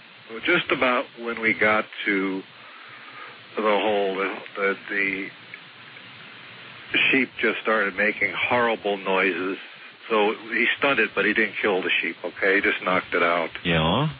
So it was live when it went in the box, and then it stirred when it got to the hole. Yeah. Anyway, it was just making the worst god-awful noises. We were getting it about ready to let it go into the hole. Yeah. And even though it had been hit in the head? It stirred by the time we got it crated up into the crate. There was enough room for it to lie down, and I guess if it wanted to, it could stand up. I don't know. Again, this is not pleasant to talk about, but we take the sheep, and it's screaming and just the most piercing, horrible, ghastly noises coming out of this crate. Until we get it right over where we're going to let it into the hole, and then everything just stops dead silent. There's not a sound coming out of that box. There's movement coming out of the box. You can still tell. But no sound. There's no sound anymore. Well, there's something about this hole and sound, isn't there? I guess we will make that assumption. And so we started winching this sheep down into the hole, and you can feel from the line as we're lowering it, the thing is struggling, fighting. I don't know if it's screaming down there, but we're not hearing this thing screaming. And I think we got about halfway down into the hole, and it was about to say 700 feet, and then any movement that might have been coming from the crate. We couldn't feel it anymore. No, we couldn't feel anything. So I don't know, at 700 feet or so, about half the line, what happened over there. When we got to at this point here, the original experiment with the ice, we were kind of nonchalant about it. We just kind of lowered down there. Well, with this one here, we were all gathered around the top of the hole there, looking in, seeing what's going on. Very apprehensive. This is kind of a serious business here. And when we hit the bottom, we felt up there. We felt like a vibration on the collar at a point in time when it was down there, and it's kind of hard to describe. Well, what do you mean when you hit the bottom? When we hit the bottom of the rope, the cable line assembly that we had. You mean when it was all the way played out? Yeah, when we got there, we felt, and it vibrated, or it felt like a vibration, and sort of like a staticky electricity type kind of feeling. Does that make sense? Yes. That we could feel up there. Yeah. And so we got it down to 1,500 feet, and we left it there for about a half an hour. And then we decided to bring it back up. Right, sure. So we're hoisting this thing up here, cranking away, getting this thing up on there, and it's kind of a job. So we finally get up to the surface, and we got the box out of there, and the one thing we notice is there isn't any movement in the box. Okay, there's no box. We got the box there, and but the box from the outside looked pretty normal. It didn't look like some weird transformation had occurred or anything. Right. Oh, I wanted to describe to you how we're going to tell you about the ice that came up that didn't melt. Right. What it felt like. You get a lot of electronic equipment, and you get those do not eat packets. Oh, yes. The desiccant. Yes. You ever take the desiccant out of the packet? No, never. Oh. Well, if you take it out there and you feel the desiccant between your fingers, that's kind of what it felt like. That's the best thing I could describe it at. I had that sort of... You try it someday, and all right. You'll... I've always just thrown those away. Oh, well, you don't eat them, obviously. No. Okay, so I just struck me there that I'm trying to describe this thing in the detail that I can, and so I just led back to the desiccant. But we open up the crate, and the sheep is dead. It looks like a sheep. Okay, it looks like a normal sheep over there, and it's dead. It's dead. There's no sign of life. You poke at it. There's nothing going on with this sheep here. He's dead. Well, I'm saying here, but that's a generic he. And I don't know from sheep. Okay, you can show me a sheep, I can't tell what it is. Gotcha. Me either. Okay, but we take it out of the box, and the one of the Basque lays it on the table that we have over there, and he is going to dissect the sheep. Oh. Now, on the outside, the sheep looked just fine. That the hair, that the wool, whatever a sheep has, looks fine. Look like we said that the sheep looked like how he looked when we sent him into the hole. Minus a bump on the head, yeah. Well, yeah. Oh, and he stirred from that. But he started cutting into the sheep, and it looked like the sheep had been cooked. It was the flesh was hot underneath. When he started cutting through the sheep here, it looked like the sheep had been cooked. Oh my! Now these Basque guys, they're pretty good at butchering a sheep there, and they know their way around a sheep, and so they pretty much can butcher and they know what to expect when you open up a sheep. Right. So we got the sheep on this table that we just eat at, and this guy's cutting the sheep open here, and he gets it so he can look inside and see the internal organs, like he's going to eviscerate the sheep. Right. Except they're not what we expected. What do you mean? It looks like there was gel in the cavity there, and something that looked like this huge tumor, and almost taking up the entire length of the body cavity. Oh, Mel. I mean, it's pretty hideous. Oh God. I didn't I'm getting kind of sick. I get kind of sick thinking about this thing too. But I was getting kind of sick when I was there, so I wasn't as close to all of this as I would want to be if I was a scientific observer. But there's this huge tumor taking up most of where the internal organs would be, so forth, the heart, the lungs, whatever parts a sheep comes with. They weren't there. And what are these Basque guys who are doing this saying at this point? Well, some of them are muttering plenty of expletives over here. Uh-huh. And they're freaked out there. And I remember saying, "See, I told you didn't want to go into that hole." That's right. And the two guys who volunteered my first hour are probably rethinking it right now, too. Well, if they want to collect on some life insurance, fine, go for it. But, that's what one of them said, yeah. Anyway, so we got this gel, and the guy's good with a knife here, and he kind of is able to get the tumor out of this thing here.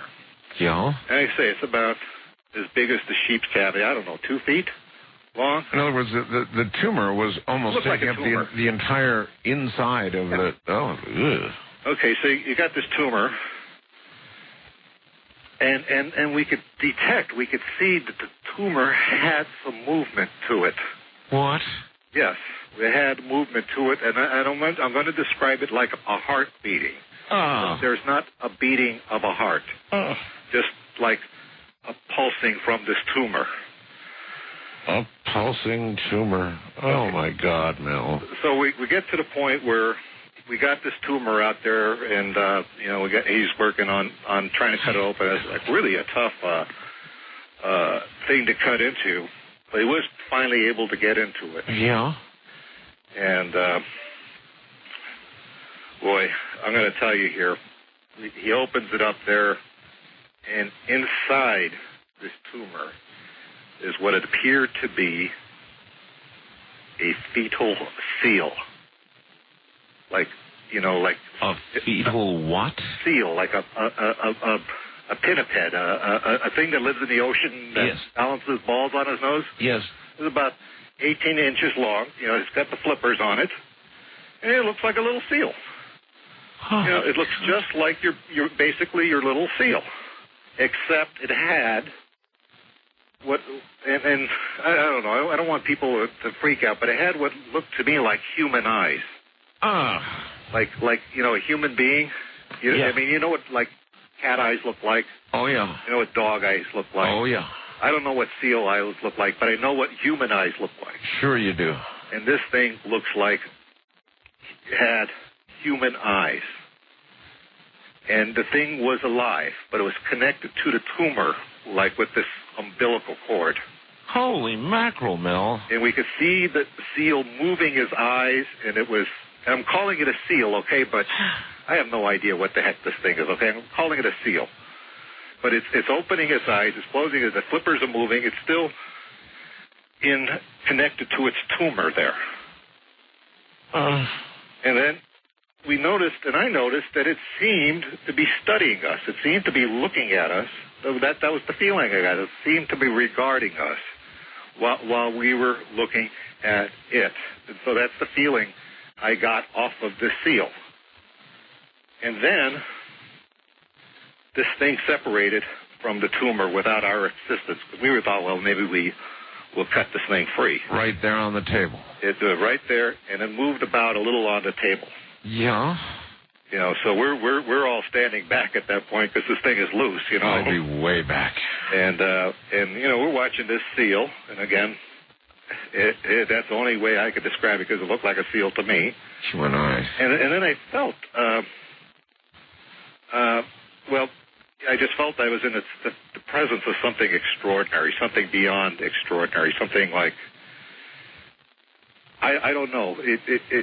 I'm not a religious man, but I felt in that category of having a religious thing there. This was just such a stunning thing to witness. Well, something that far from our understanding would appear to be magic or religion or whatever you want to call it, I'm sure. Yeah, so what God's name happened to this thing? Well, we left it there, and it began to, it just kind of looked at us there, and, one of the Basques suggested we kill it, and, just kind of club it, and unfortunately, and But, Is that what they did? No, basically cooler heads prevailed. The thing was moving around on a table, and it finally moved to the edge of the table. Yeah. I was kind of like struggling, but it got to the edge of the table. Yeah. And it looked like it was going to fall off. Right. So I go up to it at this point because I'm just like out of my head with I don't know what I'm in the presence of. And it looked directly at me when I got up to it, and it seemed, it seemed to have a contact with me. And I got this compelling feeling to pick it up and place it on the ground. And I did that. I took this thing and I put it on the ground by a table. Yeah. And my hands were slimy from the seal because it had like this goo that was not only in the cavity but also inside the tumor. And I'm just calling it a tumor because I have no vocabulary for this. Right. And I just moved my hands past my face before I decided to wipe them off on the rag at the table there. Right. And it smelled like ozone. Like ozone smells like? Ozone. Of course I do, yes. That's what it smelled like when because I thought it would be some like sort of weird organic-y smell. Yeah. Some sort of like disgusting. I just thought it would smell disgusting. It smelled like ozone. Okay. So this thing is lying on the ground, and we're all looking at this thing here, and it's like looking at each of us in turn. In other words, intelligently. Yes. Yes. We must have been there just absolutely transfixed by this, I'll call it a creature now, for like 2 hours. What was it doing during those 2 hours? I mean, it studying each one of us. It wasn't moving around that much? Just its head. Because we had gathered this cowardly, but a safe distance away from it, but not too safe, So we could easily see it, and they could easily see us. Because at this point here, even the bravest Basque were like, kind of freaked out.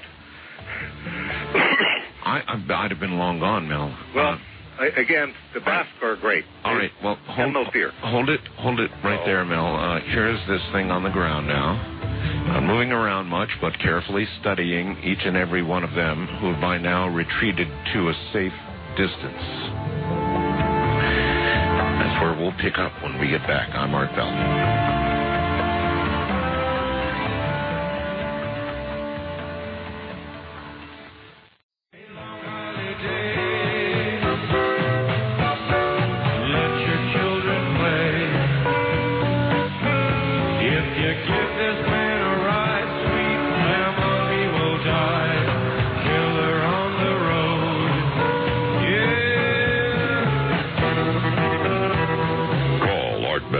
Kingdom of Nye, from west of the Rockies at 1-800-618-8255. East of the Rockies, 1-800-825-5033. First-time callers may reach Art at 1-775-727-1222. And the wildcard line is open at 1-775-727-1295. To reach Art on the toll-free international line, call your AT&T operator and have them dial 800-893-0903. This is Coast to Coast AM with Art Bell from the Kingdom of Nye. Well, I knew that Mel had found another hole, but I didn't know anything about all of this. This is incredible.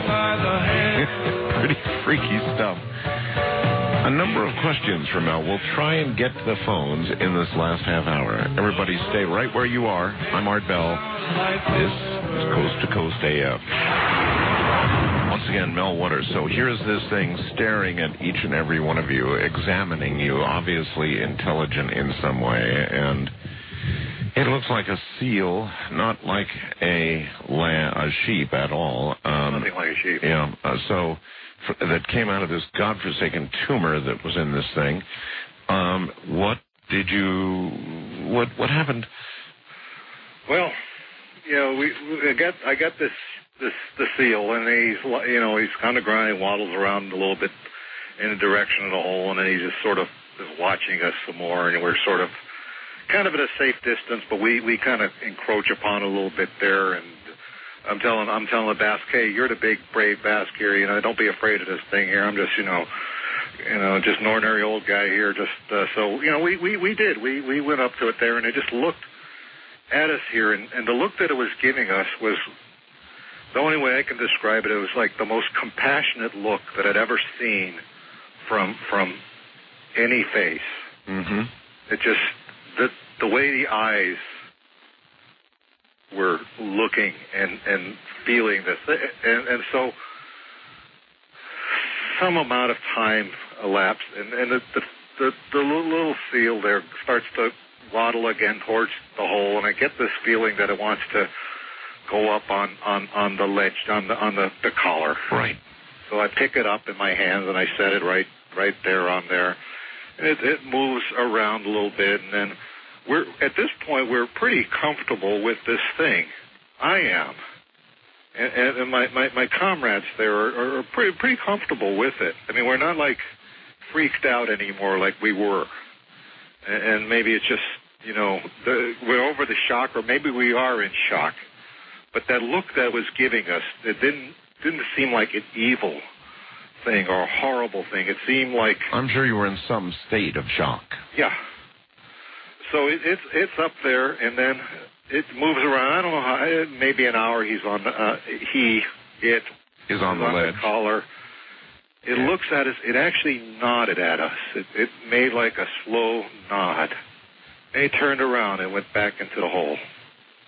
At this point, we were close to it, so we watched him go all the way down as far as we could see, and we didn't have high-powered lights or anything, so no sound, nothing like that. It into the hole, and that was it. Into the hole, and so we were all just moved, just drained. I'm drained telling you this, Art, because it is such an enormous thing to go through. You realize it sounds like an unbelievable tale from Alien or something. I mean, it sounds... Well, I don't know what it sounds like. All I can do now is to relay it, yep. and then try to stand back from it. All right, question for you, Mel. Does anybody have any photographs of this hole? I went up there from the natives to the hole. I basically camped at that property. Right. I didn't come and go. No one came and go. We had what we had over there. And so we didn't bring photographs. Personally, I didn't want to, I thought to myself, look, this would be great. We get this all on film, on video, whatever. Right. But I did not want to encroach upon what they had, and if they came to me and said, look, Mel, why don't we go to town, go home, get our stuff, and try to video, fine, I would have said that, but I was not going to broach the subject with them. I mean, I did, I mean, to me, it was an enormous privilege to go where I'd gone at that point. Are you likely to go back to the hole? Yes. You're going to? I will. I will let you know that we at first we decided, we thought we would bury the sheep's carcass and the tumor. Yeah. We still had that, and we decided it was just best to take the whole thing and put everything back into the hole where it all came from. Yeah. So I just, we just let it be. We had a tarp on we just dumped the whole, everything back into the hole where it came from. I didn't know what else to do. We thought about burying it, and it just didn't, I don't know, it just didn't seem right that I thought it would, and so that's what we did. I want to tell you something that is I believe related to this experience. All right. And that is, prior to going to Nevada, and this was in late August, I was diagnosed with a particularly lethal form of esophageal cancer. Oh, I'm so sorry. This was a like the kind that you have 6 months to live, but, they're just telling you that. That there's, like nothing they can do about it, but it was very fast growing. And one of the reasons I came back here was to see the same doctor because I started feeling a lot better. And my last examination with the doctor finds me cancer-free. I can't explain it. Then you could document this, right? Because he had, because they had whatever stuff diagnosing the cancer, and I went back to the doctor, and they could find no evidence of any cancer. Is it your feeling that your proximity to the hole or something about the hole changed this? I think it was the seal. The seal?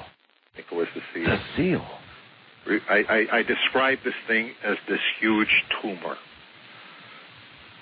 And that's what I had. But I described it as a tumor because that was the only vocabulary I had to describe it with. Gotcha.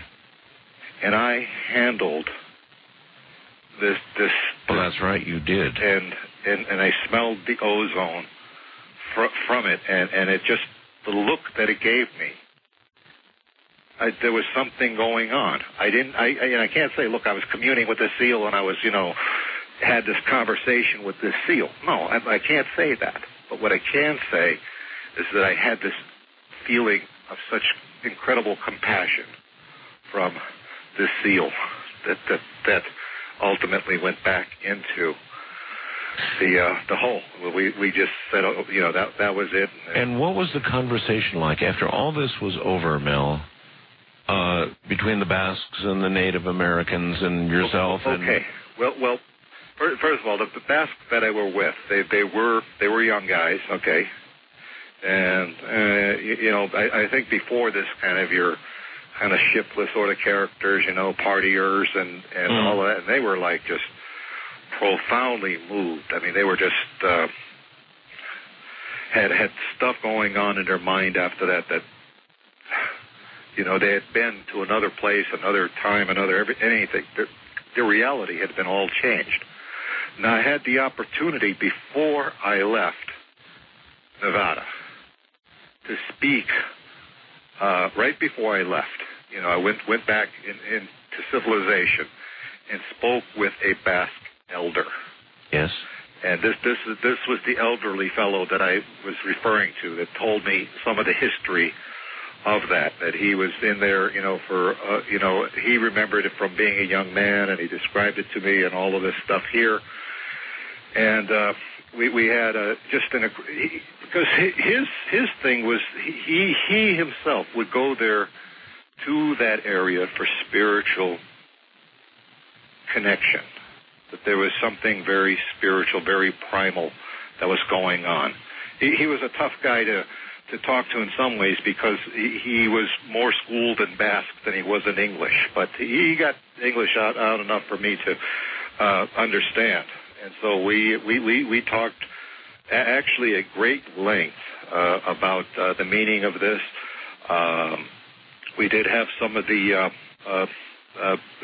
Native American people that I was working with at that particular thing. This is kind of like a party sort of atmosphere out there. We were drinking what they like to drink, and and eating the good Basque food and all of that. And it was a good experience there to kind of. With Lucky Land Slots, you can get lucky just about anywhere. Dearly beloved, we are gathered here today to. Has anyone seen the bride and groom? Sorry, we're here. We were getting lucky in the limo and we lost track of time. No, Lucky Land Casino, with cash prizes that add up quicker than a guest registry. In that case, I pronounce you lucky.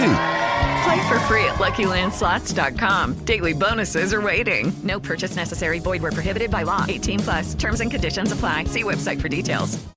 With Lucky Land Slots, you can get lucky just about anywhere.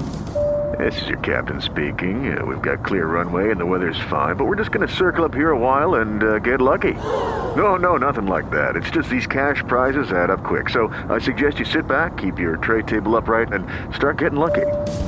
Play for free at LuckyLandSlots.com. Are you feeling lucky? No purchase necessary. Void where prohibited by law. 18+ terms and conditions apply. See website for details. Decompress from all of this, and so, but he could not relate to me any experience like what we had, except he knew he almost expected what it was that I was telling him. He just totally, firmly, completely believed what it was that I was telling him. There was no surprise to him at all in this thing here.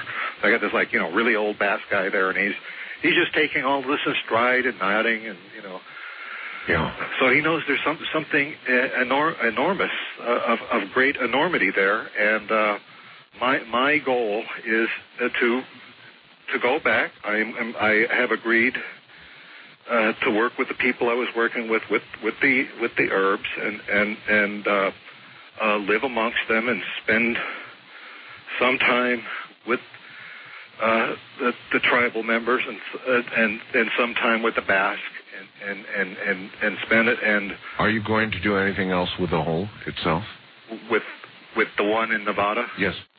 Well, I'm at this point. I don't know what we're going to do. I come back. I'm overjoyed that I'm cancer free. I felt so good after that experience that I knew something happened to my body. So I was glad to get back and have it confirmed that the doctor said yes. But I do plan to go back. I do plan to study it. I hope to be a better human being about this and not send innocent animals into it or what have you. That to me, I guess I still can't believe that I allowed that to happen, but I did, Well, I appreciate your telling the story straight out this way. That's the only way to do it. That's the only way to do it, and I got to tell you, I'm not selling a book. Obviously. I don't have a newsletter. Right. There are no Mel's Hole T-shirts, Mel's Hole. Not that you produced anyway. I think. Well, nothing that I have done. There are no Mel's Hole diaper pails or anything like that. I mean, to me, Mel's Hole diaper pail. Who thought that one up? Well, they will commercialize everything in the world, and I have no part of this. This has been just an extraordinary ride for me. Okay, it's been like nothing I could have ever imagined in anyone's life. To go where I've been, to be where I was, to go up, to go down, to be in the presence of such an amazing thing.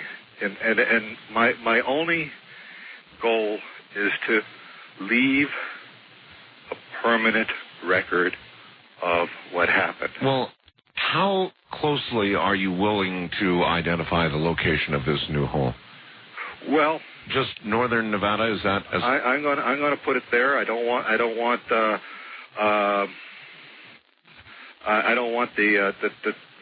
tribal people up there to be overwhelmed by people, rushing out of Reno to get up there and right, which they would, and doing all of that. I am going to go back. Do you think you could politely approach the Basque and, without identifying the specific area, get photographs? If I feel comfortable, I will do that. I will also at this point, and I just have a little bit of what I have that happened in my Nevada experience left, but I know we're running out of time, is that anyone that can help me understand some of these things, if they can send an email to me, I'd appreciate it. All right. You have an email address, right? Yeah. It's Mel Waters. Right. At ATTBI. That's like all igloo. BI. ATTBI.com. That's Mel Waters at ATT. That's Tom. Right. B as in boy, I as in India. ATTBI.com, right? Right, and Mel Waters at ATTBI.com. What is it you want? I cannot promise, like a whole, like to maintain a dialogue with people, but well, what do you want? There are other people out there that have had any type of understanding of this that can make some sense to me, that knows what's going on. I'm going to listen with fascination to your program on the Hollow Earth business. Yes. Because that's something I don't know about, but I sure like to know. Well, there may be a relationship, obviously. And so that I'm going to look at. But I mean, what do you want in email? Do you want some support? Do you want? Yes. You're going to get media contacts. What I really want is just the people that have good, serious opinions about this, that understand some of this. That I described a lot of things that occurred. I don't understand any of them. I only described them. You know, I mean, going back to what I started with, talking about Ellensburg and bringing it up to today. Yeah, I get it. I'll put it out. You want somebody who might understand all of this, and that you know may have been studying these types of matters, that have had theories, whatever. That's good. But I'm going to be away from civilization for a good part of time, so it's going to be difficult because I'm going to be going back probably mid-February, mid-March, somewhere in that timeline, and then I'm going to go up there for a period of time. I'll probably give you another contact when I get back to some sort of civilization, probably from Nevada, but I probably will get in touch with you again. Okay. By all means, Mel, please try and see if they will allow you, I mean, without identifying the area, just to get some kind You just want like a photo? Some kind of photographic evidence, yeah. Now I'm going to be afraid that people are going to be scouring that terror server now that I get that out there. Well, they probably will. I want to bring the final thing, because we were talking about the Basque elder that I was talking to. And it was a very profound experience for me to talk with him. And though he was not that much older than me, I felt that he was a great deal older than me. Wiser.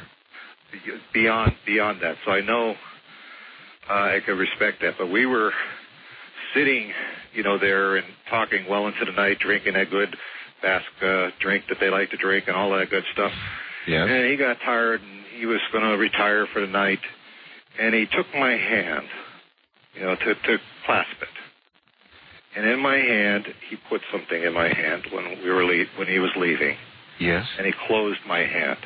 Yes. And he just told me, put that away. So he said, put that away. So I put it in my pocket and sat around talking with his family. And someone said, aren't you going to look at what, you know, the great-grandfather gave you? Uh-huh. And I said, oh, okay. And so I take it out of my pocket, and it's a 1943 Roosevelt dime. They told me he had found a similar packet of Roosevelt dimes. Oh, my God. Up there in Nevada, Chinese red envelope. And they said, and I said to him, you know how valuable this thing is? I said, you know what this would sell at a coin auction? They said, no, you have to have it. You need to have this. Do you have it now? I have it. It's in my hand as we speak. How about a photograph of that, Mel?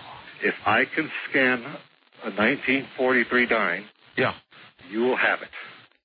Or you get somebody who's got a really good quality digital camera, go to the macro setting and take a very close photograph of it. Close up. But can you do that? I will do everything I can to do that. You know my email address, right? Yes, we can do that, and but that's what he left me with. And he said to me that it was very, very, very important, or they told me, because they finished the rest of it. Told me this is something I had to have. Now, I hadn't told them anything. In fact, outside the fellow in Ellensburg, no one else knew about the dimes and the red envelope. But he found one out there, and he had it for years. I think he had it since the 40s, to be honest with you, late 1943. Mel, all I can tell you is we are out of time. This was one hell of a story. I'm drenched. I can tell. I can hear it in your voice. Mel, thank you for being here tonight. Thanks for catching us up on what was and what is. Oh, my gosh. Okay. Take care, my friend, and I really mean take care. I will. Good night. Good night, Art. Yikes. From the high desert, I have no further comment. I'm Art Bell. Ta-ta.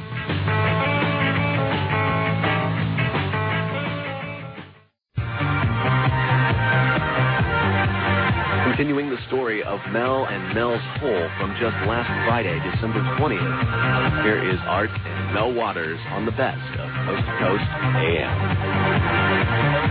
From the high desert in the great American Southwest, good evening. The moon out there is full, the night's still and cold, and it's going to be a very interesting program, and so I suggest you strap in, turn up the radio, and get ready. Coming up in a moment, a surprise visit from Mel Waters. That would be Mel of Mel's Hole fame. A lot of people said he was dead. Recently, I've had some communication from people who thought he was dead. Well, he's not dead. He's here tonight, and he's going to fill you in on, kind of what's happened since. Coming right up.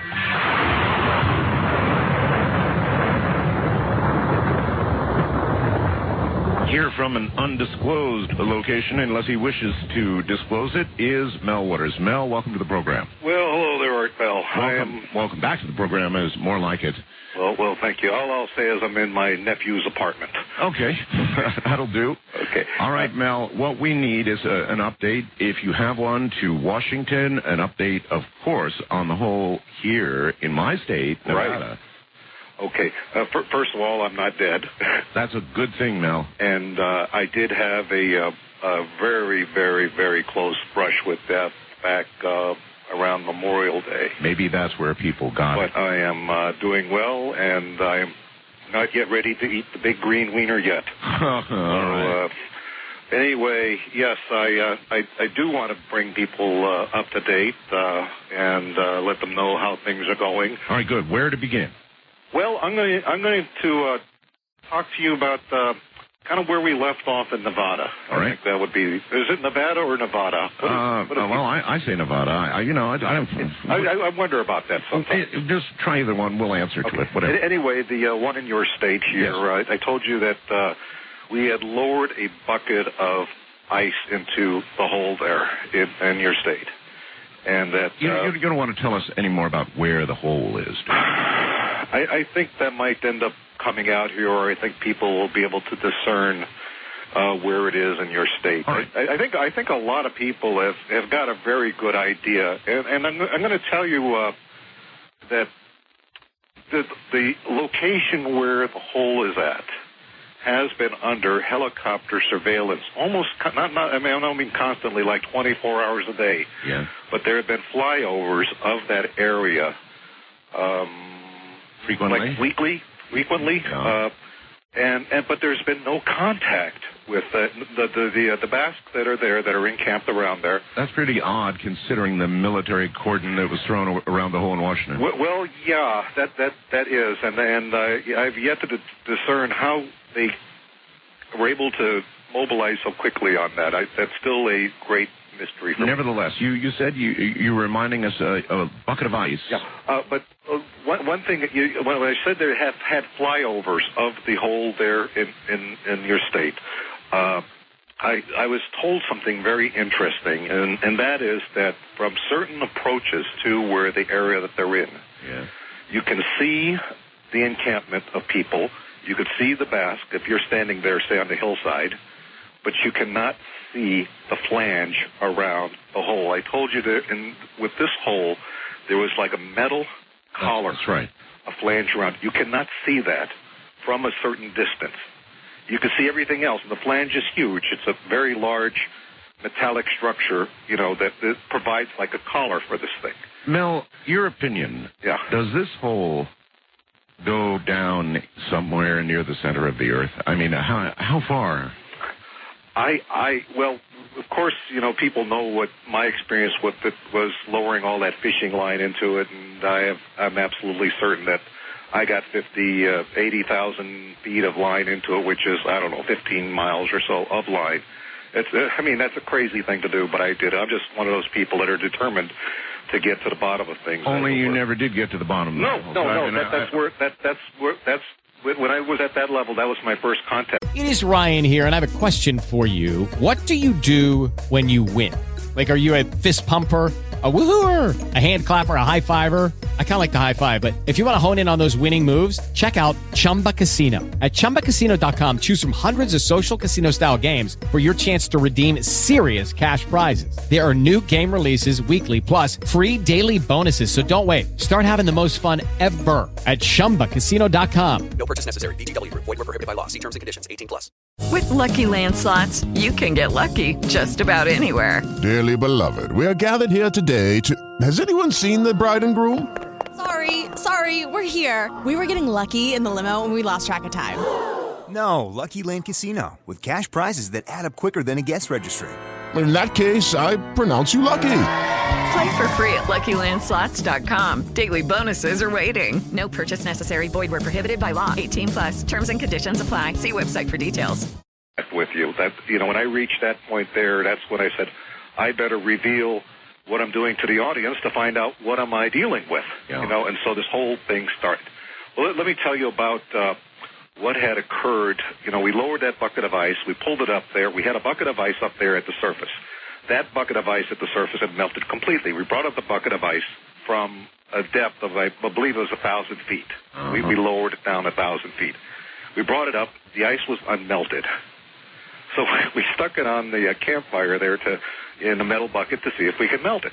Well, the thing caught fire, as I said. The ice caught fire. Ice caught fire, was burning. And it's a kind of a strange fire, but it generated heat. I don't know. I still, to this, well, I might be getting ahead of myself, but it must have been some sort of chemical reaction. Somehow the water was changed. Yeah. We actually touched the ice, and it felt like ice, but not cold. And when we came, that's when we took it, before we set it on fire. Like ice, but not cold. Right. I mean, it wasn't cold, and so what was going on here? So we lowered it, we put it in the bucket. Well, I told you that it caught fire, and they eventually one of these Basque fellows took the bucket of ice, set it in the back of his pickup truck, drove off, and took it home and stuck it inside of his wood stove. Had the ice been put out? No, it was just kind of, Well, I mean, he had it in his vehicle. He just had it in the back of his pickup truck. You're trying to tell me it was burning while it was in there? Yeah. Well, he wanted to take it home and put it in his wood stove and see if it would keep him warm. Well, so he did that. Well, the Basque are kind of crazy people. Are you in any way familiar with the Basque in general, or specific, or just kind of heard of them? No, of course I've heard of them, but I mean, no. The Basque are very well known in your state. In fact, the University up there of Nevada at Reno has a huge section on the Basque. I bet, yeah. Well, so he took it home. It's not that weird. I mean, it was burning. Yeah. Ice burning is weird. Yes, and he took this home and set it in his wood stove, and it kept him toasty warm throughout the winter. Throughout the winter, and for you're telling me there's one piece of ice. Well, it was. What we did is in this metal bucket, we stuck in a bag of like 7-Eleven ice, the kind that you buy at the store, sure. Ice cubes. Yes, that's what it was. That's what we put in there. Nothing else. Just the metal bucket, lowered down into this hole. We get it and we stick it on a fire, and it's burning. Okay, so anyway, this goes on for quite some time, and he sets it in his wood stove, keeps them warm, and I imagine that today it'd still be burning or is burning. I have no. The last you heard, it was still going? Well, we're going to go to probably what Paul Harvey says the rest of the story here, because this is what I've been told. All right.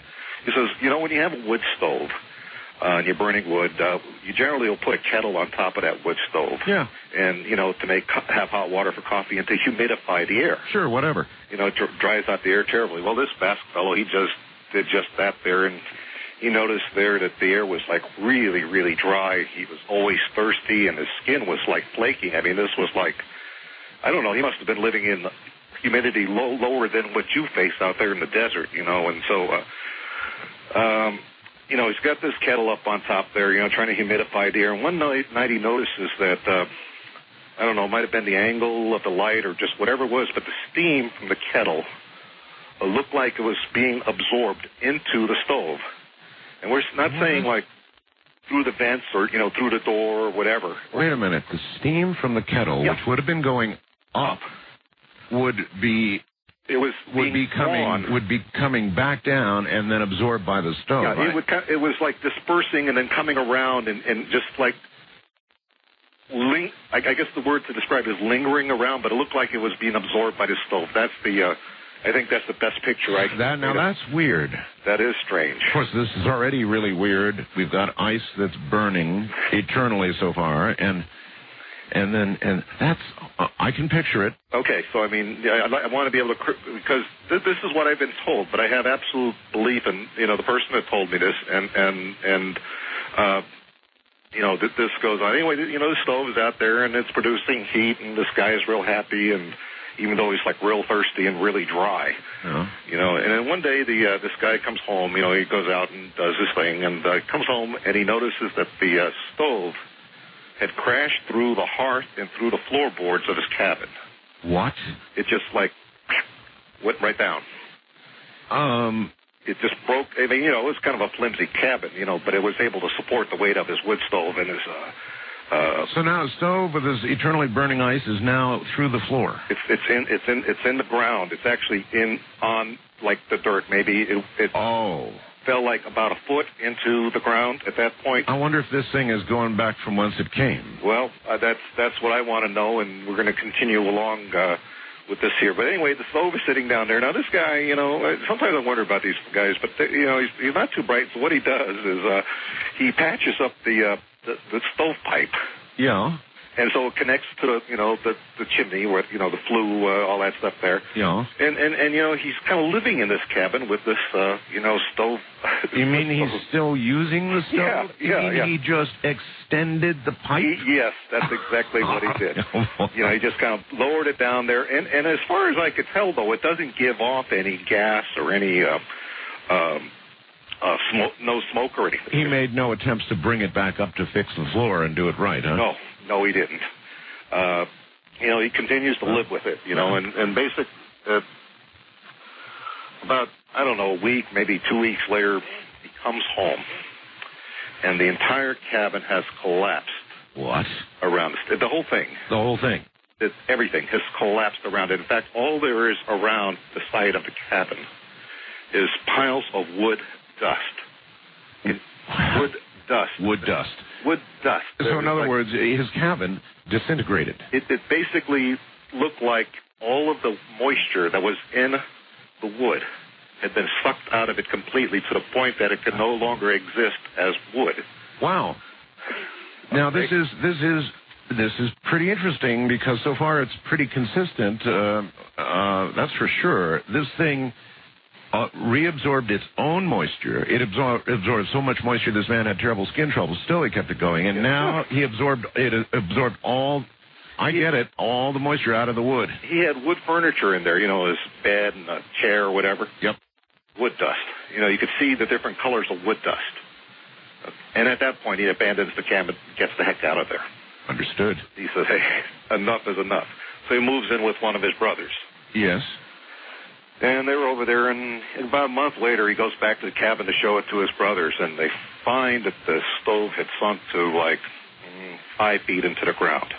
This thing's on its way. It's 5 feet into the ground, and it is still generating heat. And still going. And, at that point, all the dust had blown away, and, you got a few nails around there. And what you have is a rectangular hole, just a little bit bigger than a stove. So can you imagine a rectangular wood stove sinking into the ground, leaving its imprint? And there's a little bit of room around it, but not a lot. And he described that the hole that it made was also really, really, really, really smooth all around it. You think of a hole in dirt. Like it's burning its way through. Like it's melted into some sort of glassy type. Maybe it's doing the same thing, and it's taking away all the moisture in the soil below it as it goes. This is the point where the Basque fellow contacts me. Okay. And they have a way of getting a hold of me. And I say something that I probably shouldn't say on the air, but anyway... we something like holy smokes? Well, yeah, that would be it. Holy smokes. Then I did something which I thought I would never do. What? And that is I contacted one of the people that were my contacts when I was in Australia.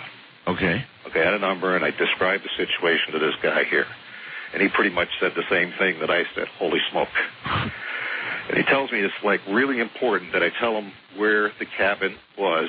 Of course. And how to get to it. Well, I mean, after all, Mel, this is, before it disappears from sight into a creation of a new hole, this is something that could be immediately researched. Well, so I talked to the Basque, and all the land that I'm talking about is on public land. You know, so the cabin, you know, the guy's like a squatter out there, you know, out in the out in the boondocks. He's got a shack that, you know, if it burned down, he wouldn't care about it. He'd just put up another one, you know, a couple feet away. Gotcha. But he decides, okay, well, there's no way to really trace me, you know, to here, so I'm not going to get any trouble. So we say, okay, we you know, I get back with this guy here. This is exactly where to find it, you know, tell him how to get there.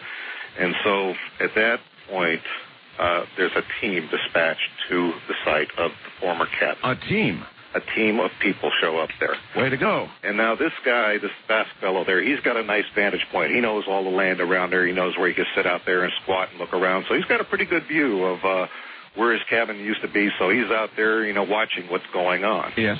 Now, he said he wasn't sure if they were military guys or what kind of guys they were. I would imagine that some of them had to be scientists of some sort. And, you know, they're out there for a while, and shortly after that, there's like a bunch of heavy-duty construction equipment, cranes, and things that are brought out there. Here we go. Yeah. And then, and this is like, you know, big stuff, you know, super big stuff. But, you know, he's up there and he's watching this, and the people down there at the cabin are really, like, struggling to get this stove out of the ground. Yeah. And at that point, I assumed that it sunk even deeper than it, than it was. And that last time he said it was about like 5 feet deep. So this thing was pretty deep out there. They keep on bringing it in heavier and heavier and heavier equipment, bigger cranes. They bring in multiple cranes. They're still, I guess, not able to get a purchase on this thing to lift it out. Hey, Mel, I wonder if this is the way the holes got made in the first place. I do not know what the mechanism here is. Because so far, what you've described sounds like it's making a new hole. Well, from that standpoint, it sure as heck does. And I mean, you know, obviously this thing is sinking deeper and deeper into the ground, and they are, you know, it's like a total, they're totally baffled with how to get this thing out here. I assume that when they're trying to bring it up there, that they're breaking off pieces of the stove because, you know, it's made out of cast iron or whatever, and must be busting up there. That the thing is really heavy.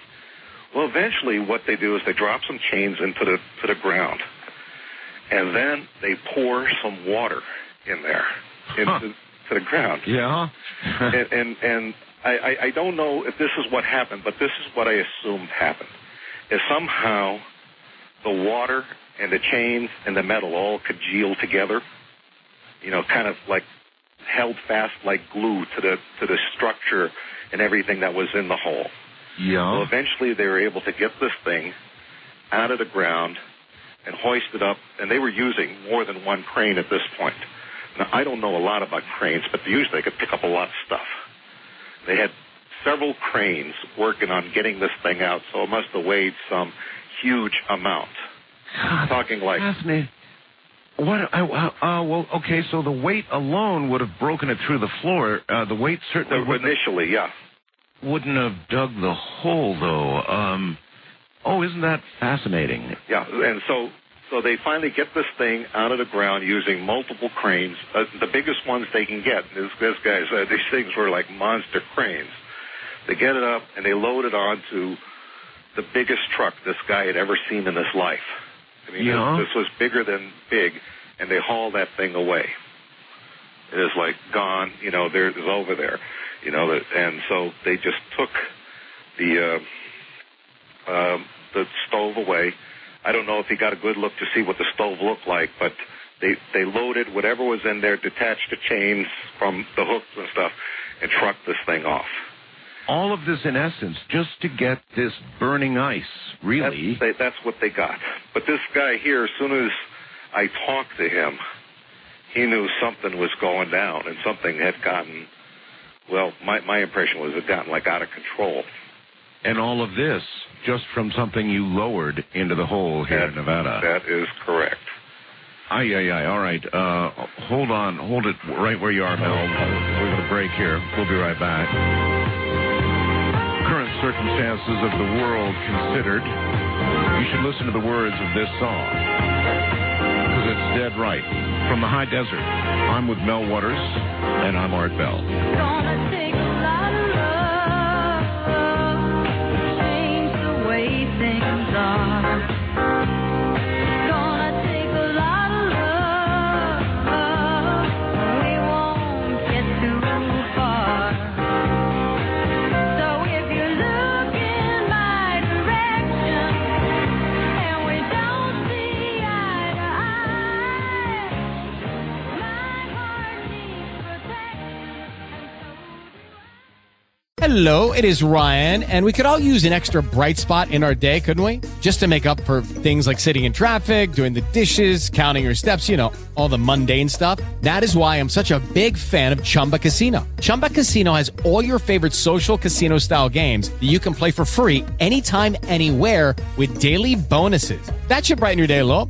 Actually, a lot. So sign up now at ChumbaCasino.com. That's ChumbaCasino.com. No purchase necessary. VGW Group. Void where prohibited by law. See terms and conditions. 18+. Hello, it is Ryan, and I was on a flight the other day playing one of my favorite social spin slot games on ChumbaCasino.com. I looked over at the person sitting next to me, and you know what they were doing? They were also playing Chumba Casino. Coincidence? I think not. Everybody's loving having fun with it. Chumba Casino is home to hundreds of casino-style games that you can play for free anytime, anywhere, even at 30,000 feet. So sign up now at ChumbaCasino.com to claim your free welcome bonus. That's ChumbaCasino.com and live the Chumba life. No purchase necessary. VGW Group. Void where prohibited by law. See terms and conditions. 18+.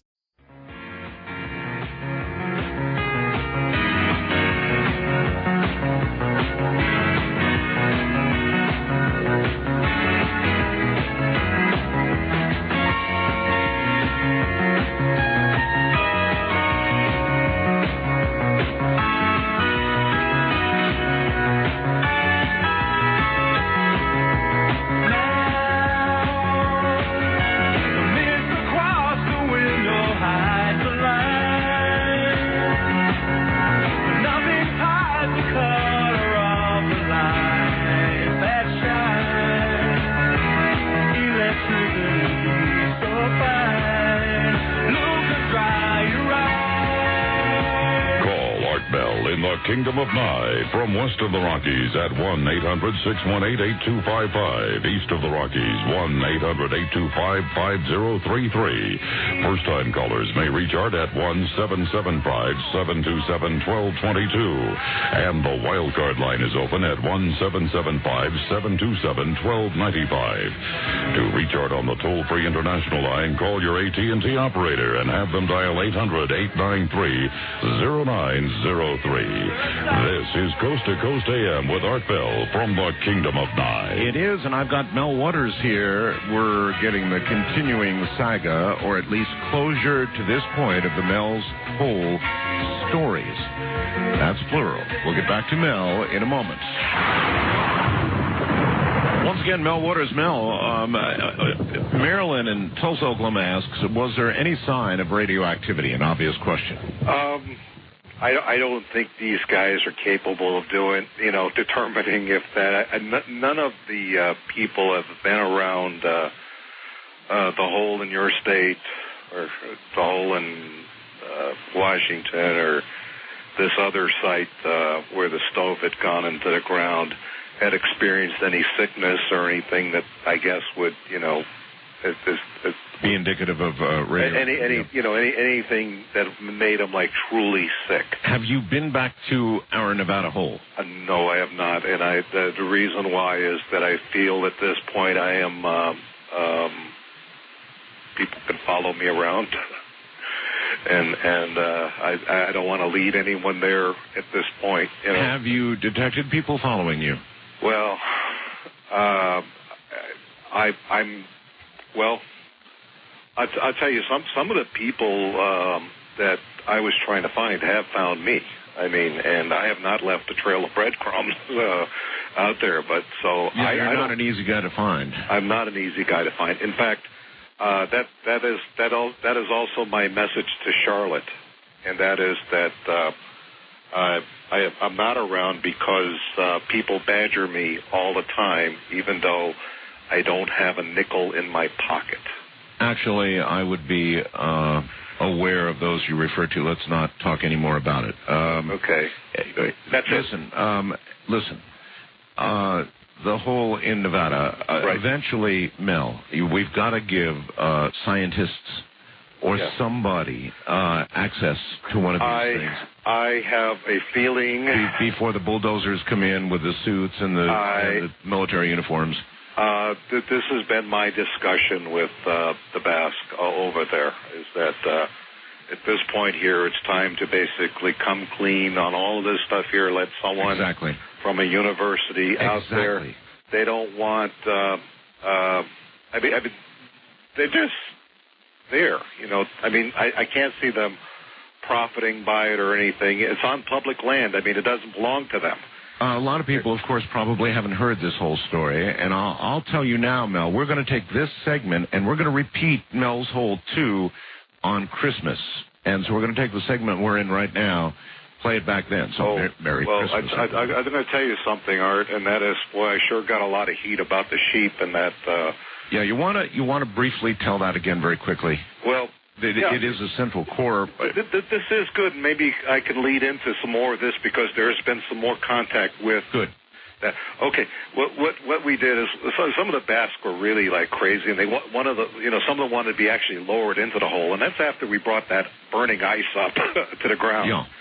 And I said that, hey, you don't want to do this. You don't want to send a human being down there. So they decided to lower sheep. Yeah. And they winched the sheep. Well, I don't want to get into the grisly details, but the sheep goes into the hole. Right. Goes down 1,000 feet. Bring the sheep up. Sheep is dead. They cut into the sheep. They find this huge tumor-looking sort of thing inside of it. These guys are used to eviscerating sheep, and they know this doesn't belong in there. They cut it open, and there's this thing that it's alive inside. It looks like a baby seal. Yeah.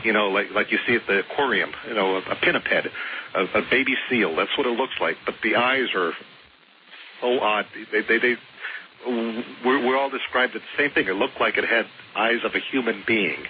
You look at a seal, picture of a seal, and it's got these black eyes. Right. This thing had like human-looking eyes. Oh, man. Okay, and we had experiences with it. I won't go into the whole thing, but what has happened here is that I have been told that the Basque have seen the same creature again and again, and they've had many experiences with I'm going to call it the seal creature. Now, you had a guy on your show, I'm told is red elk or red something. Red elk, yes. And he talked about these things. They're called rock flyers. And that's what he described them at. But he described these seals. He's like a Native Indian, kind of a Native American sort of guy. Yes. And he described these things as being rock flyers.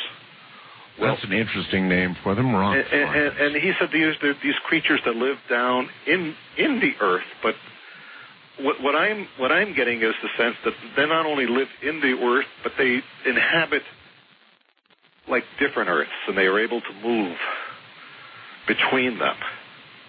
It's also possible, Mel, it's crossed my mind, that very, very deep within the earth, there might even be a different set of laws of physics that might begin to a reality that you would live with, and maybe that's why you're getting such weird things up out of these holes. Well, if I'm pulling up ice that keeps burning, and it's not cold, and I mean something sounds like a different kind of physics going on here. If we've got this metal color that you cannot see from a certain distance, it no longer registers on the mind or in the eye or in the retina. Mm-hmm. That's strange. I'll tell you something. Remember I told you I was given a replacement to the 1943 Roosevelt dime. Yes, I recall.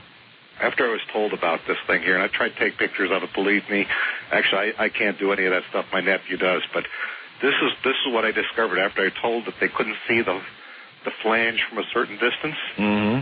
If I stand 15 feet away from the dime, I can no longer see it. I could see the holder. I've got it in a plastic, like, lucite holder. I could see the holder. I could see straight through it. Then I walk towards it, and all of a sudden, the dime inside the holder materializes. That's what it's like. So I assumed that if I wasn't able to photograph or not able to scan it, and believe me, my nephew, he did everything he could to produce an image of this dime. Right. He could not do it. I'm holding it right in my hand as we speak. I still have it. But you can't take a photograph of it. I can't even, when it's 15 feet away. What about the hole in Nevada? What about the hole in Washington? Well, now, I've not been to the site of the hole, and I could assure you at this point that the hole in Washington it's probably been re-landscaped over there. So anything but the hole in Nevada is still there as it was when I was there. It's out there in plain view. We need some photographs. We really need some photographs. Well, I'm going to communicate with the Basque out there and say, look, why don't we just have people come out there, find out where it is. From my standpoint, this stuff sounds dangerous. And I was telling you about how they hauled away this wood stove that had a bucket of ice in it and how heavy it became. Right. Are you familiar with any of the works by Kurt Vonnegut? Of course. Okay, he wrote a book called Cat's Cradle, and in that book, Cat's Cradle, there was a substance in there, fictional substance, called Ice-9. And Ice-9 was developed for the military, fictional, so that the people, the biggest scourge to the military is mud. So they developed this substance that could pour in the mud, and it would solidify the mud. And the problem with it, though, is that it would keep on solidifying all of the water out there as far as it could reach, and eventually it would destroy the planet if it continued to solidify. It absorbs all of the water. Well, scientists have actually speculated. Is it something biological? I mean, I can't imagine. I don't know. Because it's hard to imagine what else could continue to proliferate unless it was some sort of biological agent. I know they have biological agents that clean up oil spills. Yeah. They created creatures that eat oil. I haven't thought of that. I never thought of this as a living thing. I always thought of it as a physical, chemical phenomenon. Well, living things would be the one category that could continue to proliferate. Anyway, this Ice-9 in fiction does that. It can literally attach itself to all the water and render it impossible to deal with. I mean, it would be no longer water. You can imagine a world without water. Yeah, of course. Well, scientists have speculated. You can go on the internet and search for, like, Ice-9. Yes. And there are scientists that actually believe that something like Ice-9 can exist. They actually believe that it is possible to accomplish something like the fictional Ice-9. Well, that's why I kept saying, what about a different set of laws of physics inside the Earth? Obviously, something about the deep Earth, Mel, is very different than what we have here. It's the whole new set of laws down there that are going on. But this ice this burning ice has been a great, huge source of concern for all the people that I talk to, and then I'm not a military, whatever they worded down there that went to the. So you have no idea who has it now? No, they took it away, and that was the report that I got. And excuse me. Anyway, I wanted to get back to the actual hole over there in yes. In your state, and I told you about the helicopters that routinely fly over there, and apparently no one has been molested over there that is encamped around the hole. But the Basque that are there have told me that they receive visits from the seal-like creature. Now recalling for everybody, the creature went back down the hole. I actually took this and put him on the flange. Right. And he just dived in to the hole. Like a seal into the water. Exactly. Yeah, precisely like that. And what I have been told is that the Basque have found a way of communicating with the seal, because it comes up regularly now. It's like a regular visitor. And what they did, and I don't know how they decided to do this, but the seal speaks to them through one of their boom boxes. So here you got the seal that's sitting there on the flange. Mel, do you realize how crazy look. this sounds? I was crazy sounding from the first day. Yeah, well, you have a point, Mel. But I mean, the seal or whatever in God's name this is, can communicate to them through a boombox, through the radio on the boombox. I don't know how it does it. I don't have any idea of how radio works. Okay. Well, I mean, it receives, you're the radio guy. It receives radio frequency. That's so right. The implication would be this creature is capable of radiating some sort of modulated radio frequency, and that's how it would happen. I mean, I always heard these tales of like people hearing like radio in their tooth fillings. Oh no, it's true. And wire fences really out on the range. It's all true. You know, and so I don't know, but anyway, they have been communicating with them, and one of them was actually smart enough to press the record button on the boombox. Good move. Yeah. He did, but this is what happened when he played it back. Yes. It sounded like I've listened to the shortwave radio before. Yes. But it sounded like that intermodulation that you get between it's a series of chirps and bloops and bleeps and things like that. Oh, yes. That's what was recorded. Oh, isn't that bloops and bleeps and stuff. That's all that was on a tape. I used to like those bloops and bleeps because they used to help me sleep. You know, I would turn it in between like a shortwave channel. Do you have that recording? I don't have it handy, but you have it. Yeah, but it sounds exactly like that. The bloops and bleeps you get between some of the shortwave radio stations. Wow. Exactly. I have no idea, but they were hearing this, speaking to them in a language they understood, and so they talk about it.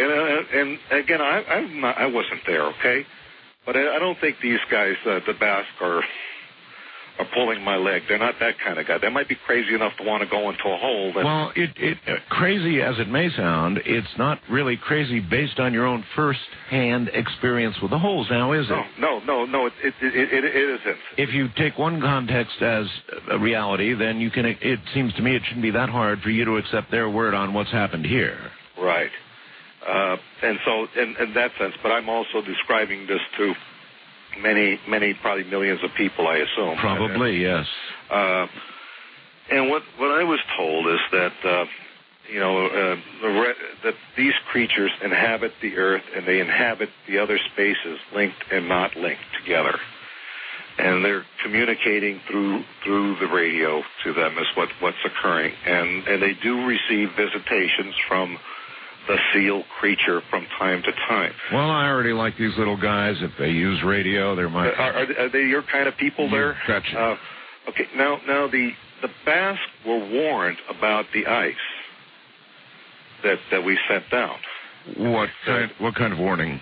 They said from the seal creatures that the ice can and would destroy the world in a very little amount of time. This stuff is too dangerous to fool around with. You don't have any way... It's not supposed to be up here. ...of understanding how this works, even though it is so tempting that all of a sudden in a bucket of ice, I've got what seems to be an unimaginable source of power. An inexhaustible source of power, apparently. But I can't imagine if it's being inexhaustible if it's getting heavier and it's absorbing water. I mean, that to me doesn't sound like, so I think that stuff that was down there really is truly dangerous if not contained properly, is my feeling on that there. And then that's the warnings that they were giving. They said that the world would be destroyed by the improper use of the ice, but they anticipate that greedy and undisciplined use of the ice will probably occur in this world. Greedy and undisciplined use of the ice. It's an interesting phrase. Yeah, in fact, that's what was quoted to me. That term, greedy and undisciplined. Well, the world is looking, for new power sources. Anything that burns, Mel, and changes its own weight in that manner has a great deal of power. Hey, this kind of reminds me of something. We're a fossil fuel-based economy, right? And we've been using oil for the last 150 years, crude oil, petroleum. Long time. Before that, the oil that we used was whale oil. And some of the most famous whalers in the world were the Basque. That's true. Okay. Now, I told you some time ago that there was a whale bone, and it's stuck in a tree in Ellensburg. You know, I remember that. And I've been told by the Basque that they left that there, that they were Basque in the area of the Washington Hole, and they left that whale bone there kind of as a marker. That's all I want to say about that, but that's what I've been told. Do you think that somehow those beneath ground understood something about what we needed? Or what they thought we needed? Well, I'll tell you this much, because there were other things that were said that, and this might explain some things to you, but, we talked about the greedy and undisciplined use of the ice, and they said that these seal creatures, they can travel between these worlds, and that there are other people in the other worlds that have designs on this world because this world is in pretty good shape.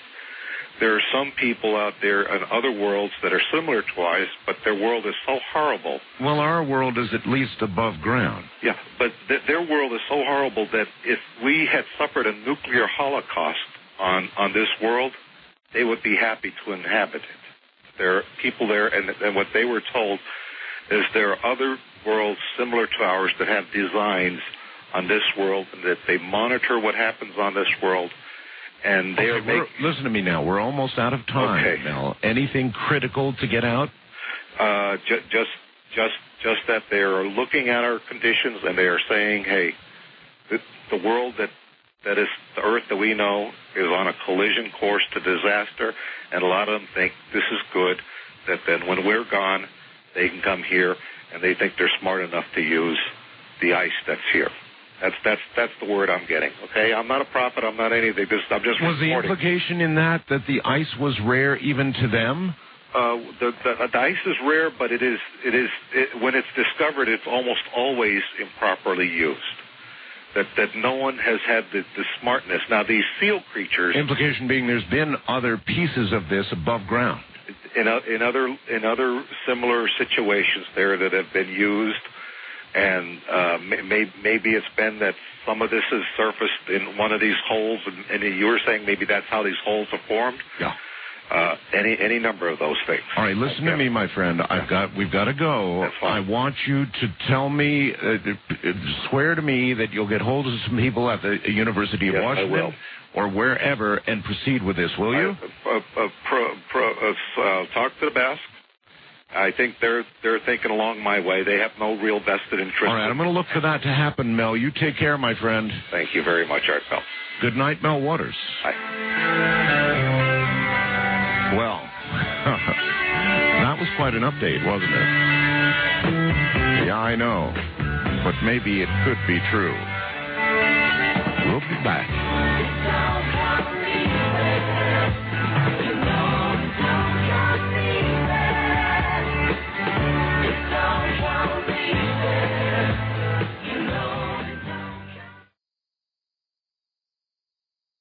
Judy was boring. Hello. Then Judy discovered ChumbaCasino.com. It's my little escape. Now Judy's the life of the party. Oh, baby, mama's bringing home the bacon. Whoa, take it easy, Judy. The Chumba life is for everybody. So go to ChumbaCasino.com and play over 100 casino-style games. Join today and play for free for your chance to redeem some serious prizes.